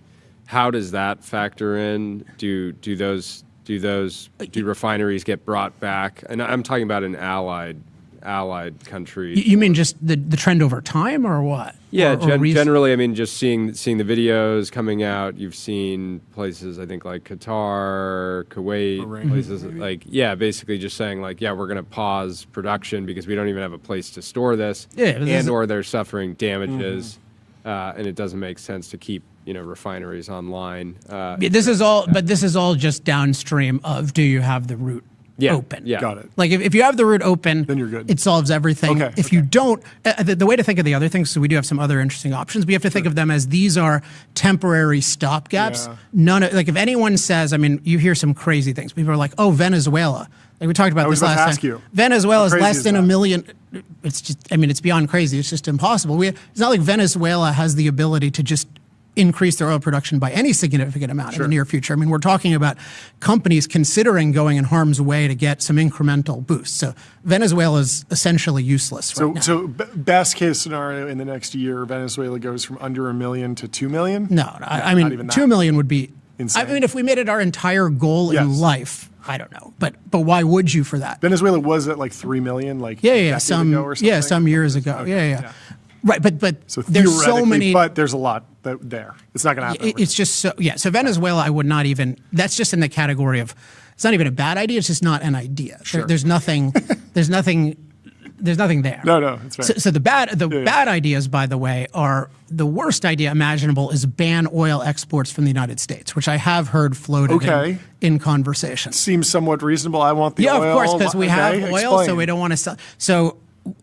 I mean, so many different things, but one obvious one, not obvious one, but it's obvious if you know how these things work, is the refiners in the U.S. do not match up well to the oil produced in the United States. The refineries in the United States are based on heavier crude. Like crude is rated in terms of weight and sourness. Okay. And so our refineries are mostly for heavier crude. It's actually one reason why Venezuela has some appeal. Canada has a lot of appeal because they have heavier crude. Yeah, and we're going to talk about Canada. And we're good at refining it, but we produce a lighter crude. Yes, because the shale revolution was just this dramatic shift very quickly in oil production. So our refineries are not primarily equipped. That's why when we ended the crude export oil ban, I forget, it was 2014 or something like that. It was just this huge unlock because it allows the global market, it allows us to produce for a global market. You can't look at American oil production as a monolith. Yeah, it's not fungible. We import heavy crude and export light crude. Is that roughly correct? That's roughly correct. So that's one thing, is it's just insane to do that. But in general, think about it.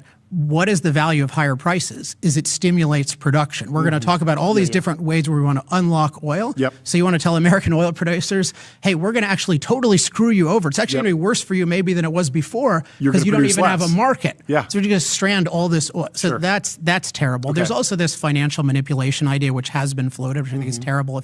Hey, let's manipulate the financial markets basically in a way that you're selling futures short on a certain time period, and then you're buying them. What you're trying to do is lower the near-term price, like Fed, and raise like the long-term policy, or basically. Treasury. So you're a very American way to try to solve so this is real-world problem. Again, a lot of people that like that. The only solutions involve unlocking oil in one way or another. You do not want to screw up the markets so that people are less inclined to unlock oil, nor do you want to screw up the markets to destroy information. So again, the main unlock is reopen that strait. There's no way around that. But then we can talk about other things. So one category is what you call spare or emergency capacity. And there's some uncertainty here, but quickly, this is separate from the strategic reserve? So, emergency capacity is the strategic reserve. Oh, it is. So spare means you could pretty easily be producing more per day, but you're not because you're not happy with the price. And this is mainly Saudi Arabia is considered Exhibit A in terms of amount of this. Now, there's debate among experts about how much they have. But some people estimate they have 1, 2, 3 million barrels a day of spare capacity. They could ramp up on some kind of. And do they know how much capacity they have, and they're just not sharing it, or does no one know? I mean, that's always been the story. That's been the story of the Gulf, right? They're not going to, if they just flooded the market with every single barrel that they could possibly produce, they would be getting a much worse price. And there's this cartel arrangement that does. I mean, in a sense, everyone has this on different timescales. You think about U.S. shale producers. If prices were sustained at $100, guess what? There's a whole bunch of shale deposits that they could produce at $75 a barrel and make a fortune on that they're not going to do 4 weeks ago when it was around $60 a barrel. But in terms of the thing about the Saudi oil is it's produced at a much lower cost. So this is them saying, hey, we have some of this on the table. And then the question is, you need to be able to produce it, and then you need to be able to transport it. So you have estimates around maybe you could get 1 to 2 million barrels a day. So that's one of them. In terms of emergency, if you look around the world, you don't have a lot of immediate spare capacity besides that. So we have what's called emergency capacity or strategic petroleum reserve. It's Jordy mentioned that we didn't fill up our strategic petroleum reserve. I think this is unequivocally a mistake. I mean, if you look at the whole thing of the Strategic Petroleum Reserve is you want it for when you need it, and the best possible time to fill it up is when prices are low. And is that physically a place with a bunch of barrels that we There's a bunch of different It's like the Fort Knox of oil? Well, there's multiple different places. But you can think of it we basically that cache the physical oil in America or somewhere where we own it or can access it. Yes, exactly. And it's sitting there going unused until we're ready. Now there's issues of Biden. Biden definitely misused it. So they used it to basically have lower gasoline prices during midterm elections. Even though parenthetically their entire policy goal was get rid of fossil fuels, which means you want the price to go up so people can't afford it. So it's a very cynical kind of move. They did it in a way that degraded the facilities. So let's say we're at about 4 million barrels a day. We can get out of that thing. We have 400 million in there. We should have over 700 million. We could have easily filled it up. I mean, it was a perfect time when you're talking about $50 barrel oil, $60 barrel oil. Now I'd say, and can I do the basic arithmetic of 4 million a day, 400 million in the reserve, 100 days of oil? But that's not actually, if we're talking about like relieving price pressure, you could trickle it out over a year and have 1/20 or 1/4 of the effect. But just think about $100 million a day, 100 million barrels a day is roughly the global market. Okay. So 4 million is that's its maximum throughput capacity. Got it. It's kind of an analogy to batteries. We're talking about batteries. So there's a certain amount, like with a battery, if you hear there's a 1 gigawatt battery installation, that means it usually means there's 1 gigawatt for 4 hours. But if you wanted to do half a gigawatt, then you could do 8 hours, right? It's the same deal with this. But keep in mind, this is not 100 days of U.S. oil demand. And by the way, for the refinery reasons, we can't just supply it all with our SPR.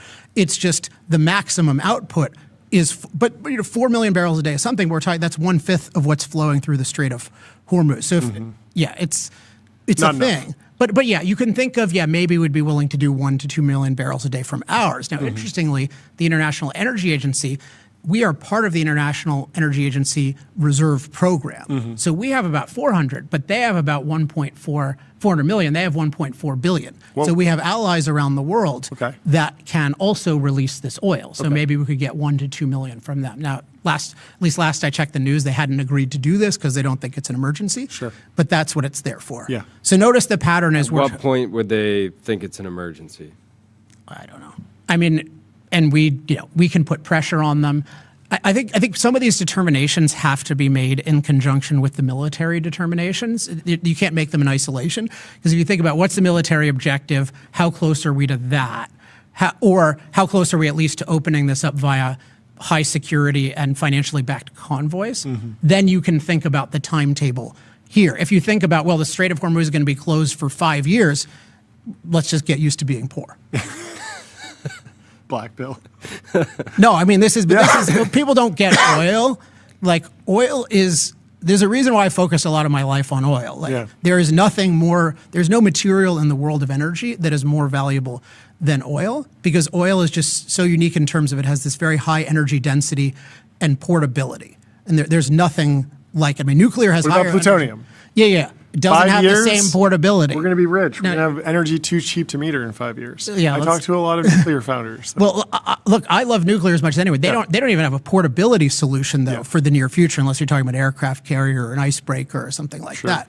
So I'm just saying the world runs on mobility, and oil is ideal for mobility. So are you going to portability in the sense of like using nuclear to actually power trade and commerce and moving ships around. Yeah. I mean, even if you can power the grid, you will be poor because you will not be able to trade. Trade is really important. Trade is really important. Trade is, and also it's within the country too. We don't have the nuclear trucks to move things around. Sure. Yeah, so obviously you want super cheap electricity and you want super cheap transport fuel, and we want to see if we can electrify some of this stuff. If you can do it cost effectively. It's there's some people working on like electric bulldozers, for example. It's very hard, and by the way, guess what? You need a lot of oil to even get that whole supply chain started, because you need the mine. So anyway, bottom line, yes, I meant that thing about we can all be poor very seriously. Very seriously. So we have, if you look at the spare capacity, I think that's all of them. So we have the rest of the IEA, we have ours, and then to my knowledge, we have Saudi/UAE, them using spare capacity and then piping it where they can. So maybe combined, we're talking about 6 million a day. If you use all of those, I mean, somebody could imagine 10 million a day. And all of these have time, particularly the emergency reserve things, these all, like at least the Saudi one is you have a deposit, a big deposit. Here it's just you have a small reserve, so you can't do this forever.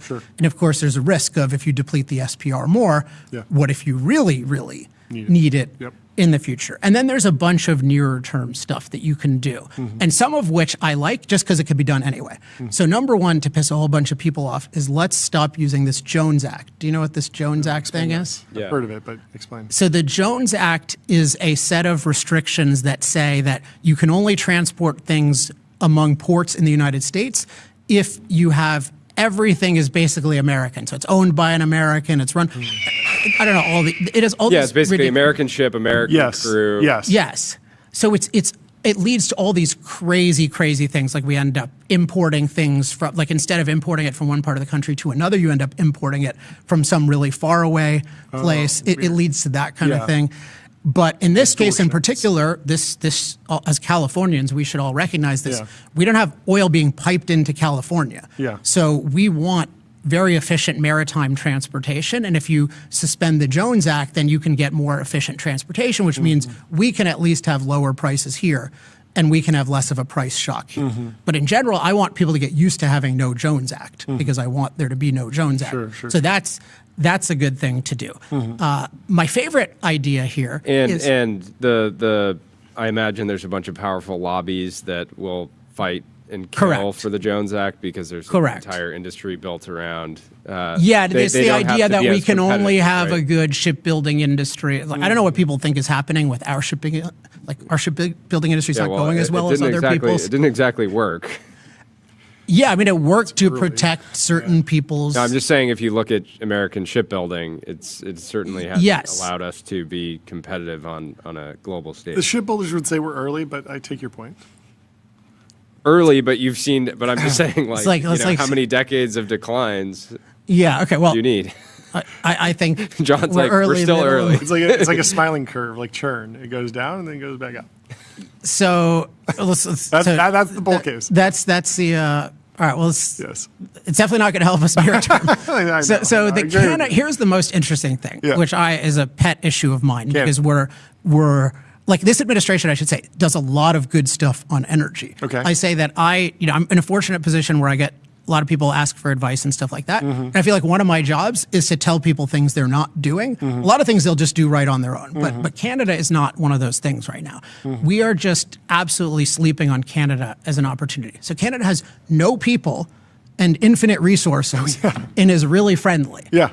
So they have these oil sands, you know what these things are? No, explain. So they're just like these deposits of oil. It's like nature basically committed an oil spill, is the way to think of it. Okay. So there's all these oil sands. For years, they were not very useful. They weren't viable because it's not just you drill down, black gold comes up. It's like buried in the sands, need to be refined. There are different kinds of things. So you can mine it out directly, or you can do what's called in situ, which is you heat it up underground. Oh, and it liquefies. In any case, they have just this unbelievable oil seep. They have way more oil deposits than we do, way more oil reserves, but they have on the order of a third of the production. Okay. And in part because they have absolutely terrible policies, which are their fault. But in part, we have had terrible policies, including getting rid of the Keystone XL pipeline and this kind of thing. So, but if you just think of Canada, it's just we should be they have water. I mean, they get no people. 1/10 the population, infinite raw materials. They got everything. They got timber. They got natural gas. They got oil. And we're talking about Venezuela. They're a friendly country, right? They got smart people there. They haven't been driven out of the country because they're afraid of getting killed by Chavez or Maduro or whatever. So this is an opportunity to say, hey, Canada, let's have a task force. You guys are at a low in terms of, we don't have pipelines, but we can do rail. At least we could do rail, maybe trucks, but at least rail. Rail transports from Canada are really low right now. Okay. So let's have an initiative where maybe you bring a couple 100,000, depending on your expectations, maybe we can add a couple 100,000 barrels a day. Mm-hmm. So that's one that excites me because I want to be, like the US-Canada superpower thing is this huge opportunity that we're sleeping on because of the idea of, we should only be doing it in, quote, America. But this is just, by the way, unbelievable. I think they have the best uranium in the world. Yeah. It's maple syrup's up there. Yeah, I don't have a Canadian personality, but I love that place. No, strategically, it makes a ton of sense. And they're very friendly. Yes, they're very friendly. Maybe we should be friendlier. Yes, no, we should, and we have trade agreements coming up. So there's that. Yes. Okay. The other thing is we have some, we can increase capacity here, as I mentioned, depending on prices going up. Yeah. So there's that, but that might be a couple $100,000 barrels a day. Mm-hmm. But so high level, open the Strait of Hormuz. That's the only thing that really works. Mm-hmm. Then you can talk about Saudi, Mideast spare capacity, our emergency capacity, and IEA emergency capacity. Mm-hmm. And then below that, you have Canada, Jones Act, and U.S. That's great. Production. That's a really, really thorough list. Thank you. I appreciate that. Anything else, Jordy? What are you going to be paying attention to most closely? Do you watch the price chart? Is that important to you? Well, it's important.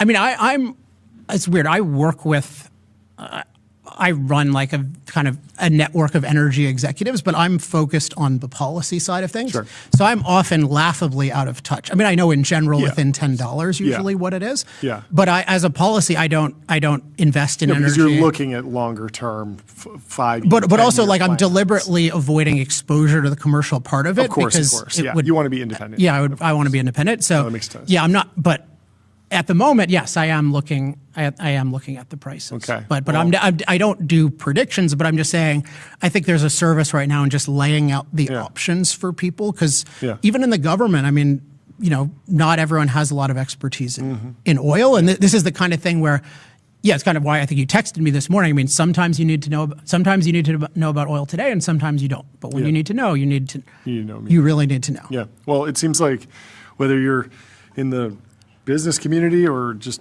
humanitarian, everyone should be rooting for a swift and peaceful resolution. Yeah. Do you have any insight? This might be totally out of your wheelhouse, but insight into how people running businesses that are most impacted by fluctuations in oil prices, like have they been actively hedging over the last couple weeks? Are they doing like how do you run your business when your input costs can go up dramatically, potentially at a much higher rate than you can adjust your own prices? I mean, just in general, these guys are sophisticated, I think, within the bounds of doing it. I don't think you can hedge indefinitely for this big a price kind of differential like somebody's going to say. I mean, but it's also, you think about there's on the consumer side, but on the production side is even more dramatic if you just look at the margins of these guys. The oil industry is just fascinating. I mean, I just remember anecdotally when I came out with my first major book, The Moral Case for Fossil Fuels,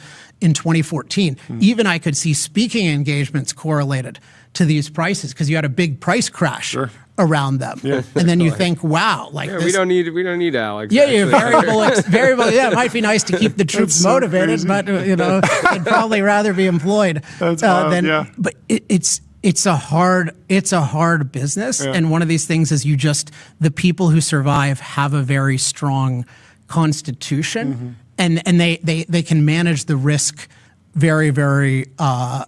I was talking with a bunch of these guys, and actually some people we know in common, and like some of the better ones, some of the two of the young superstars in the industry, they're just saying like we love the chaos because we can handle it. Like when the prices go down, because that's you think about what they've been dealing with over the last year. They've increased production, prices have gone down. Yeah. And you look at this administration is very focused, I would say too much focused on having prices go low. Like this is one of the variables here is, although the administration I don't think was not fully prepared for this situation. In general, they are maniacal about prices going low. Like Trump in his mind has a very strong focus on $50 a barrel, which I think he feels like that's always the perfect price for oil. Sure.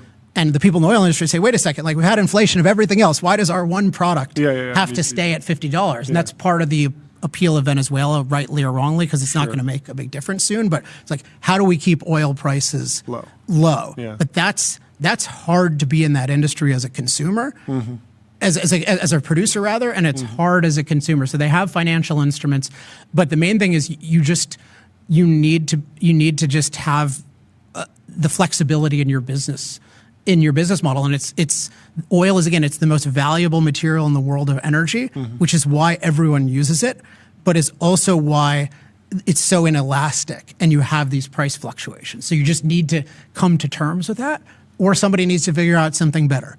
But it's really hard. And of course, policy-wise, we can have better policy to make it more stable, but it's still that thing where it's so valuable that guess what? You get a little extra demand, a little less supply, price goes up a lot. It's different than other things which you can substitute for much more rapidly.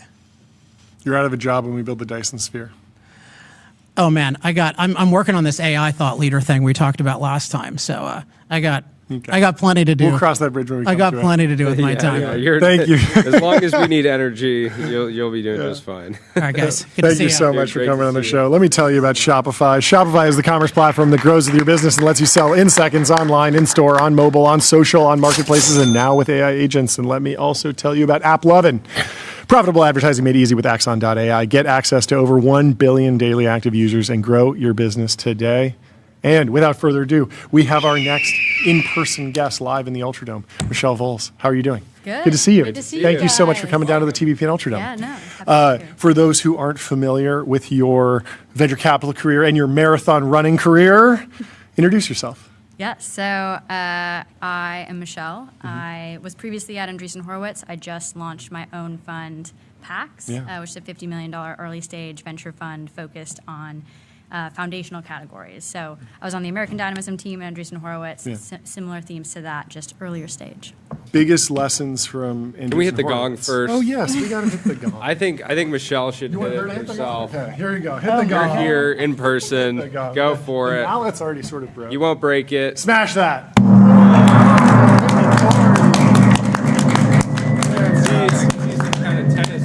That was good. Anyway, let's start with like lessons from Andreessen Horowitz. Like, what did you learn? What are your biggest takeaways? What's the playbook that you think you will be continuing? And then we can go into what you think might be different. Yeah, I mean, I think in the categories that I look at, it is common for founders to need to raise a lot of capital. Okay. And the ability to be able to fundraise for that capital ahead of maybe what are traditional milestones in software investing is very important. Totally. You need to be able to be a magnet for capital, for talent, and sell a vision, because what you're doing is like very hard with fewer obvious proof points maybe at the early days. Yeah. And I think identifying that in founders early is something that Andreessen Horowitz was very good at. Yeah, in American dynamism companies, hard tech companies, it does feel like there's like high CapEx requirements, high human capital requirements. You're not going to automate everyone on your supply chain on day one. And so there is this, like, how you talk about growth, how you talk about scaling and success and finding product market fit. It almost feels back to like we're scaling DAU and we're let's focus on that metric instead of like profit in software. What does it look like in hard tech? Is that we have a program of record, or we have these SBRs coming in, or we have this long contract that is very solid, but we're not going to draw down on it for a few years, so we have a capital need. But how do you think founders in hard tech should be talking about what progress looks like at top line, or whatever top line means? Yeah, I mean, I think that's the hardest part. Like in software, there's such a structured set of metrics that everybody has been trained around, like growth rate, like weekly active users, revenue. It is so different company by company in these sectors, and that's why the storytelling is important, because if you're talking to later stage investors, they might be trying to make a pattern recognition off of a pattern that doesn't quite exist yet. And so in defense companies, like, yes, there are government contracts you should be trying to get, you should be working towards programs of record, but there are like different intermediate proof points before that. I usually explain it to founders as like the three things you're trying to make progress on are people, product, and then like revenue or traction. And so it's like, are you hiring the best people and the people that are experts in the different categories that you need? So maybe you need a mechanical engineering hire, maybe you need a government sales hire, maybe you need software as well. Are you making progress on people? Are you making progress on product that's tangible? Like, can you show that there's like developments? Maybe that's like you've built something and it's like gotten to a test milestone. Maybe it's in the hands of users. But like, are you making product progress? And then are you getting some sort of signs from customers that like they are willing to pay for this? Like, are you getting contracts? Are you getting LOIs? Like, are you getting something that shows that there's a commercial use case for this? I think sometimes in like hard tech, there's a million names, hard tech, deep tech, frontier tech, American dynamism. I think sometimes people skew more towards thinking it's just deep tech, which is like, I would describe exactly like science risk. Like nuclear fusion is probably like the most extreme example. That's hard. Like, it's like, of course there's a customer if you can do this, but like, we'll see what the timeline is, hopefully soon. But I think in a lot of the categories I look at, there are commercial proof points you can make. Like, there's usually a latent demand or an immediate demand. It's like, how do you show that you can get those customers and they can like signal that they will buy from you? Yeah. There was this viral Citrini article that said software is dead, sell everything. How are LPs thinking about hard tech as a category with that backdrop of like the SaaS apocalypse? I imagine it makes things easier for you, but has it actually rippled through the LP community to the degree that your investors are more excited than ever to have a hedge against chaos in automatable software, all of that? Yes. I will say this with love to all of my LPs. I think founders are typically like leading indicators in categories. Like they are at the cutting edge, like they are seeing around corners. Often like great founders will see something before VCs do. Like VCs are lagging indicators. Like once something is hypey, it's like usually too late to find a good early stage investment. LPs are lagging indicators that once something is very mainstream and there starts to be some signs of returns, then they're like, we should pay attention to this category. Got it. And so I would say a thing that was more surprising, partly because I live in my own echo chamber and constantly hear about like all of these great companies building in like defense tech, hard tech, and like industrial tech. LPs weren't as familiar as I expected. So like there was a level of education. I think there's still some wariness of like there haven't been a ton of exits yet. Yeah. I mean, I think that might change if SpaceX IPOs. Will be one of the biggest IPOs sort of ever in history. Yeah. But I would say like the appetite for it grew over time as I was fundraising. On SpaceX, I mean, great point. It could be like 1.75 trillion is the number that's being floated. It's staggering amount. It's going to return like not just like one venture capital fund. It's going to return like 20 venture capital funds. Like everyone who invested at early stage is going to see their fund return from that. But all the LPs had to go on a 20-year journey with like 1 million continuation vehicles. How are you thinking about timeline messaging to LPs? Because 10 to 12 years is what I've heard recently is kind of standard, but I've talked to some VCs that say, yeah, like most of my LPs want their money back in like 6 to 7 years, and yet in hard tech it feels like it might be longer. Are you communicating a particular timeline, or is that even a relevant conversation? Yeah, I think like every fund roughly pitches 10 to 12 years. Sure. That's sort of the expectation. Yeah. I think it's actually an interesting catch-22 because if you had ownership in SpaceX, your LPs actually were like hold on to that. Yeah, totally. Like keep that. I think it's going to keep going up. But maybe you would have an option to take some off the table and return some, money to LPs if that's what they wanted. But often, if it's like a really, really good deal, LPs are like, oh, I think it's going to keep going up.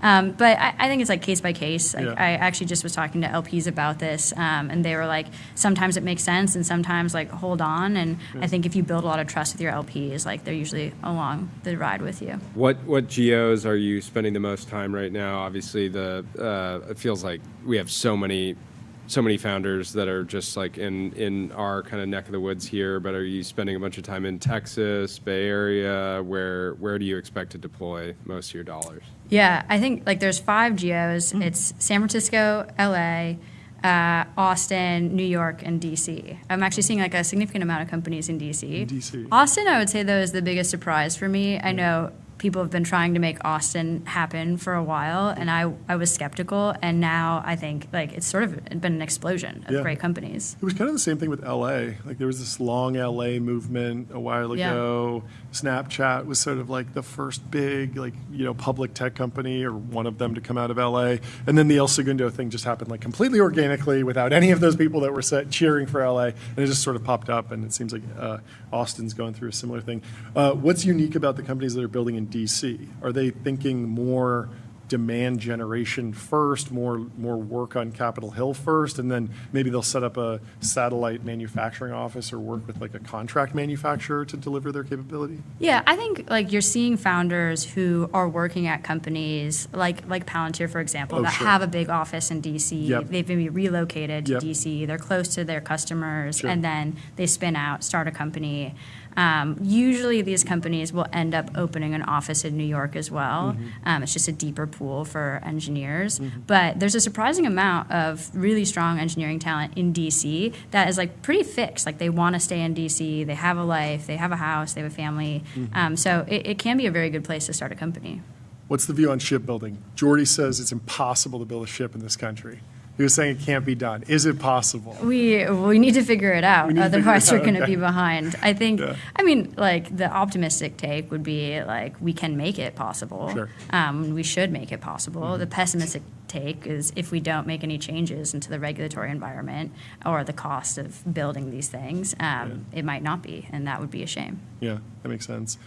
Strategy with the fund. Yeah. Are these like $2 million lead, pre-seed type checks? What's the deal? Yeah, on average, $1 to $2 million checks, like early stage, try to be in like the pre-seed, seed, occasionally a little bit later rounds. Like to partner really closely with founders. And I think the special thing about the early stage, which is just my favorite stage of company, is you get to be very aligned. It's like a significant check for me if I put, $1 to $2 million into your company, and I'm very motivated to help you be successful to get to the next round. And then for that next round, I can be much more strategic in helping you get there because I can't lead your next round. Whereas I think sometimes at the multi-stage funds, it can be a little bit tricky to give advice for future fundraisers because you might be able to participate. And so you have to be like more delicate about it at a big fund. And as a small fund, you just get to like be totally aligned with the founder.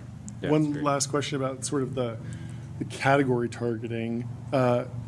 American dynamism made a lot of sense as like a theme around defense tech and hard tech, and you put a manufacturing company in there. One of the interesting subcategories of AD that always popped out to me was something around education, like re-educating, workforce education, also just like education technology broadly. Do you think that that's within your purview, or is that something that you're sort of carving out and focusing more on the deep tech, hard tech, physical products? Yeah, I would say I like to look at things that sit at the infrastructure layer of society, which could include education and housing, sometimes even healthcare, often things at the intersection of hardware and software or tech and government, or just like doing something fundamentally important for like the broad majority of Americans. I think American dynamism is this beautiful phrase that can be an umbrella phrase as well. Yeah. I sort of embrace that as well with PACs. But at the early stage, like what you're really betting on is people. Like there is so little to understand except like the team and a dream. Like, are you building something in a category that's very exciting? Are you taking the big swing? Do you sort of have a right to win in that category and some sort of unfair advantage? I like founders that have like worked in the industries that they are building in before. And do I believe you can be that magnet for capital and talent and everything? Yeah, where are the big talent pools these days? There's the SpaceX mafia, the Palantir mafia. It feels like there's an Anduril mafia now. Where else? Probably going to end up Base Power mafia maybe in Austin eventually. Yeah, I think Base. I think Saronic is starting to see a few things. Basically, any company that's like reaching escape velocity or like escape velocity and product market fit has grown really quickly. Has hired exceptional people. There are some people that really love that 0 to 1 stage, and the company gets big. Like I think we're seeing it at Anduril. We saw it at Palantir. We continue to see it at Palantir. People learn how to grow quickly and then want to apply that to their own company. Amazing. Well, thank you so much. Congratulations. Thank you. I'm sure we'll have a great rest of your day. We'll have a lot of your companies on. Let me tell you about Vanta, automate compliance and security. Vanta is the leading AI trust management platform. And let's go over to some hard tech that's happening with Stargate. Because, by the way, John, apparently Trump said something to the effect of, I think the Iran war is very complete, pretty much. Oh, okay. Well, so we may be on the verge of a new era of peace. Crude is back down to like Friday, pre-weekend what does that mean? Prices. 80, 90? 83. Yeah. Okay. 83. Okay. Well, maybe he was watching. Maybe he was watching Alex Epstein, and Alex said, hey, we gotta wrap this up. We gotta stop. The price is too darn high, says Alex Epstein.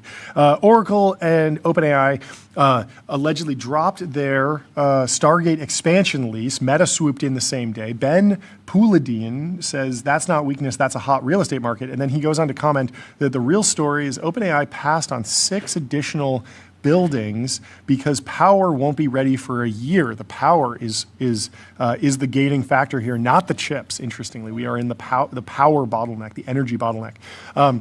And by then, Rubin replaces Blackwell. So why are you going to build a Blackwell data center when you could build a Rubin data center? So why expand with last gen chips? The 8 building, 400,000 GPU base build continues. This is smart capital allocation, he says. And so this is based on reporting from the information about Oracle and OpenAI sort of adjusting the plan for Stargate. I am particularly interested in digging into the Stargate of China. They have a project that's the Chinese Stargate, funded to the tune of 36 billion, not up at $500 billion, but still a very big number. It's a big number and it's growing. And I've been digging into it a little bit, trying to learn as much as I can. We'll do a deep dive probably with someone at SemiAnalysis who knows a lot more about it. ChatGPT is back at the top. No way. Of the App Store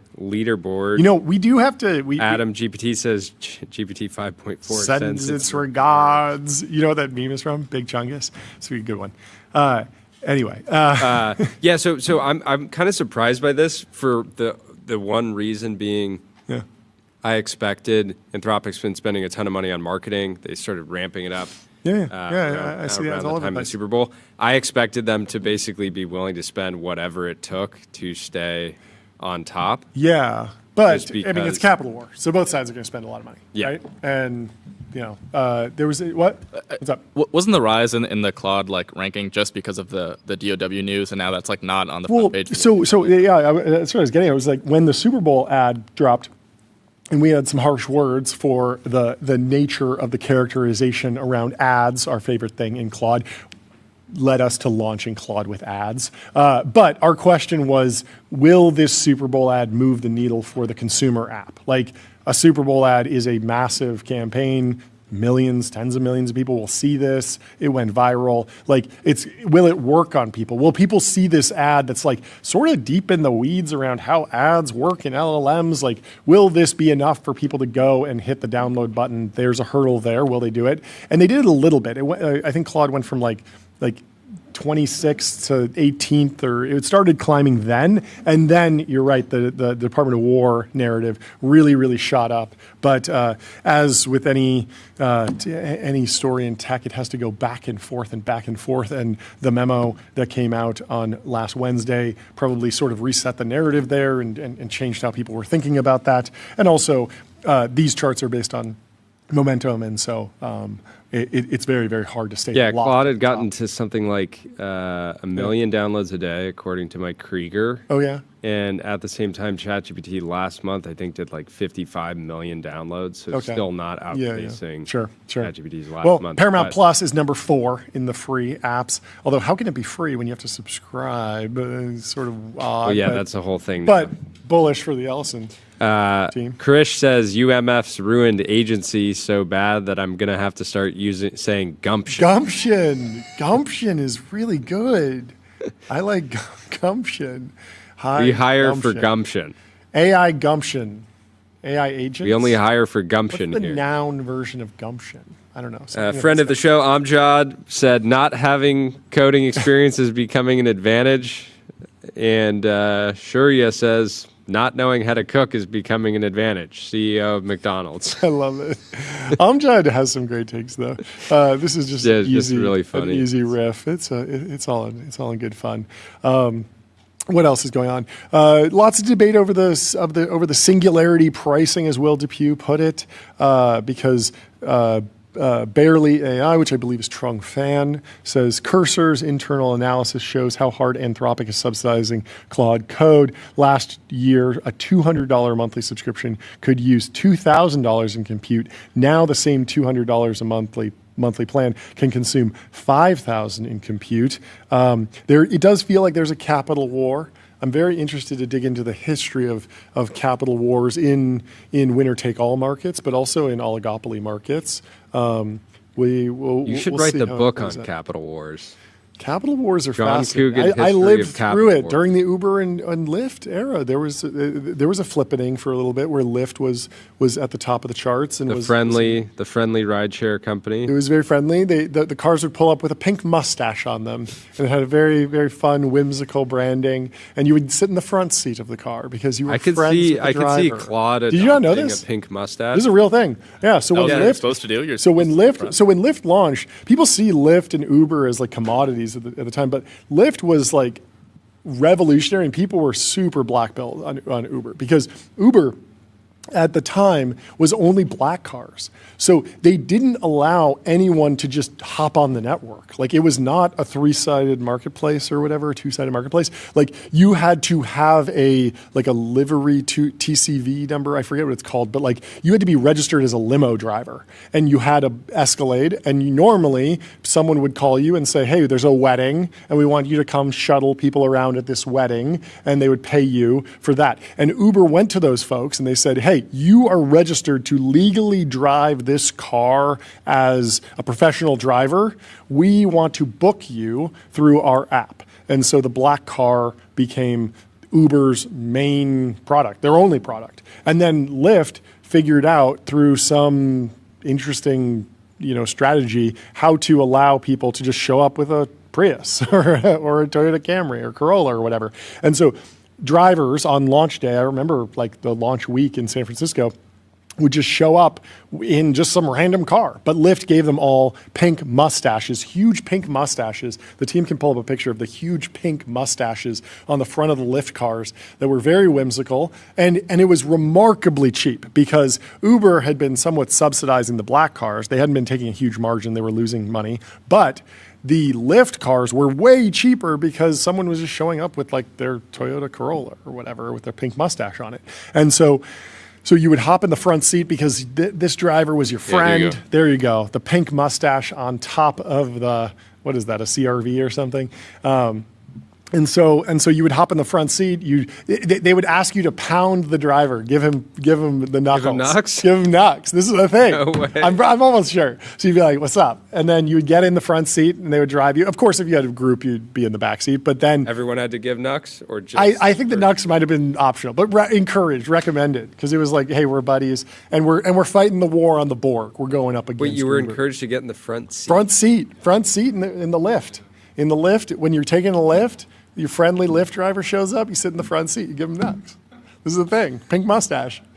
Chungus. That's crazy. Big Chungus sends his regards. All right. So you gotta hire a car, but you have to be absolute boys. You with do. The driver. But truth be told, like a lot of the early Lyft drivers were like super cool, tech forward San Francisco people, and so like you'd have a lot to talk about because like people were like it wasn't professionalized at all yet. It was very much like 2-sided marketplace. You'd make a lot of money as a driver. Like there was no margin compression yet. It was like free money everywhere for everyone. And it was a capital war. And Lyft raised a ton of money and came into the market with a disruptively cheap product and wound up delivering a really fun experience that was very, very cheap. And then Uber sort of fast followed and launched Uber, what's it called? The normal one, not black. UberX. UberX. Yes, UberX. And UberX was bring your own car. And then the rest of the game played out. And it became a capital fight. And for a while, like the meta was, oh, you need a ride. You open Lyft and you check the price, and then you open Uber and you check the price. And people would check both prices constantly. And then over time, like the liquidity and power law stuff came into it. John, do you remember Uber helicopter? Yes, that was it a real thing? With Blade. I think it was a partnership with Blade, which was the Uber for helicopters, and it was a thing, but in like for a few weeks or something. Did you ever do it? No. Because Uber's had a whole bunch of different like stunty products, like Uber yachts or Uber. They did Uber ice cream, where you could get ice cream delivered. That was like the precursor to Uber Eats. They did an ice cream delivery truck where every Uber driver checked in with the field office, got a cooler in the back with a bunch of dry ice and a bunch of ice cream, and you could press a button, and for like $2, they would bring you an ice cream. They even did, I think, Uber kittens, and you could ask Uber to bring Uber dogs or something. You could like dogs or something. I remember that. Yeah, it was very funny. Anyway, lots of stunts, lots of ways to get attention, go viral, and that was sort of the launch strategy. They would do that for whenever they launched new markets. They would come in and they'd be like, "We need to go viral on the local news. We need to let the town know that we've arrived." And so, lots of back and forth in the capital wars of 2023, 2024. It was fun times. I fought through them. What else is going on? I think that's a good place to call it. Well, thank you so much for listening. We will see you tomorrow at 11 a.m. sharp. Leave us 5 stars on Apple Podcasts and Spotify. Sign up for our newsletter, tbpn.com, and have a great rest of your day. It has been an honor and a privilege. It has. And I hope by the time the show goes live tomorrow, the war is over. Me too. Me too. That would be. I would love that. That'd be quite nice. Thank you. Thank you. Goodbye. Cheers.